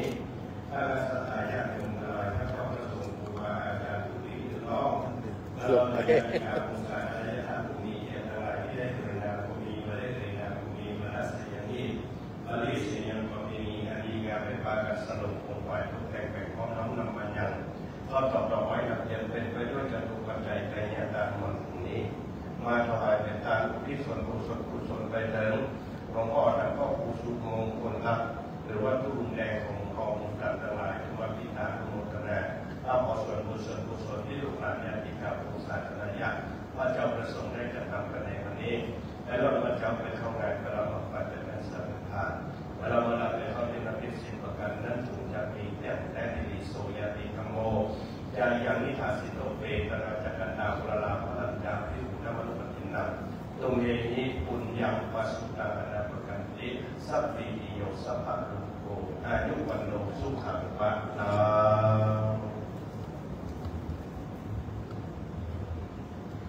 สาธุสาธุสาธุครับลำต่อไปครับเชิญพี่น้องแขกผู้เกียรติทุกท่านนะครับได้ทำข่าวคำแผ่เมตตาพร้อมกันเริ่มอิตังทานากัมมังนิพพานะปัจจโยโหตุโนอิตังศีลกัมมังนิพพานะปัจจโยโหตุโนอิจาริตังนากัมมังนิพพานะปัจจโยโหตุโนอิจายังกินจิกุสังธรรมังธรรมังสัพเพหิธรรมเหิกตังปุญญังโลอนุโมสุตังนุพุทโธเยเทวาสัมมิงคาเนอิขายุกาสัทธาหุนตุสัมปัสสัตตานังสุขีอัตตานังมันตาปิตาสุขิตาหุนตุทุกขาปังพุทธันโตสัพเพนาทัคขังหุนตุทุกขาปังพุทธันโตสัพเพอะยาทัคขาสุขิตาหุนตุทุกขาปังพุทธันโต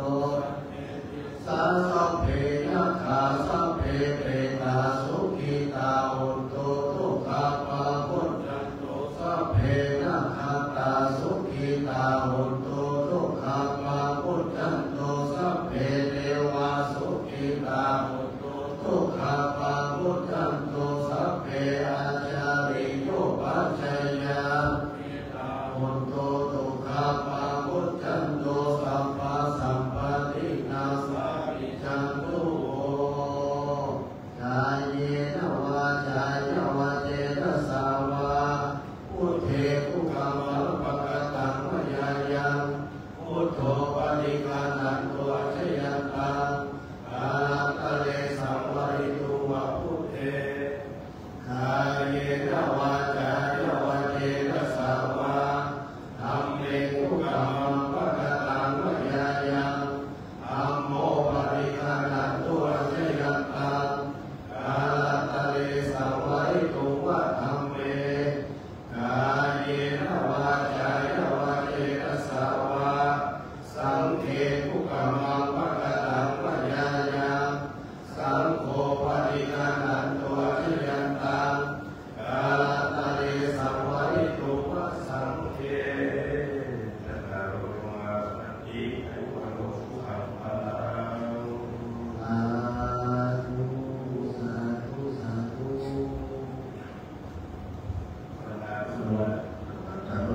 ใจน้อยนะครับ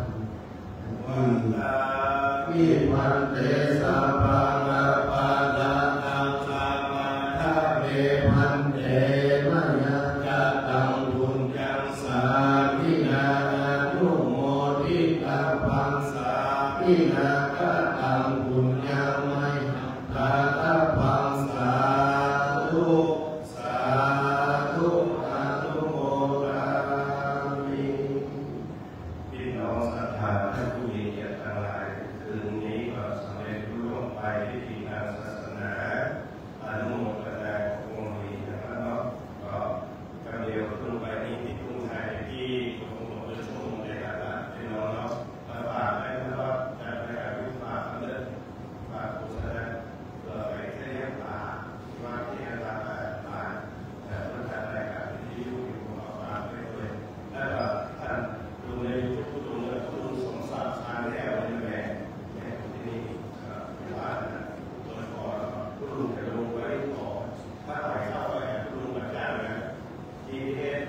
ถ้าไม่ได้ยินคำว่าอารามสันติสุขแม่ดีนี่นะ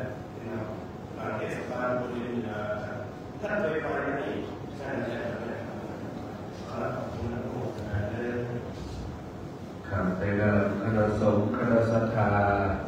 วัดโป่งพกหลวงขอกราบขอเพิ่มบุญในเมตตาหลวงพ่อพระครูใบดีกาสมทรัพย์ปิยมโตเจ้าสำนักอารามสันติสุของค์แสดงพระธรรมเทศนาในค่ำคืนวันนี้ที่ได้มาโปรดเมตตาพระบรรดาพี่น้องคณะศรัทธาวัดโป่งพกหลวง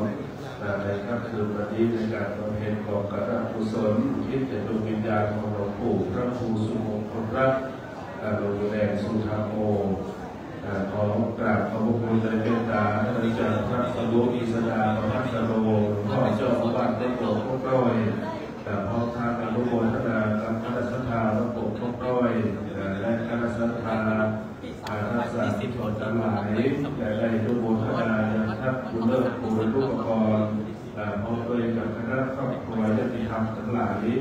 และทางท่านเจ้าภาพชมรมกำนันผู้ใหญ่บ้านตำบลท่าคาการโดยกองกำลังสมพงษ์พรหมวิชัยกองกำลังตำบลท่า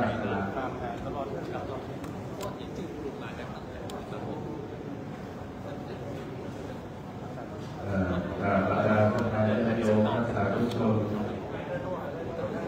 ก่อนเจริญพรเริ่มได้มีความว่างจากคณะศรัทธาและท่านเจ้าภาพมาบริการผู้ทำศรัทธาญาติโยมท่านสาธุชนทั้งหลายเริ่ม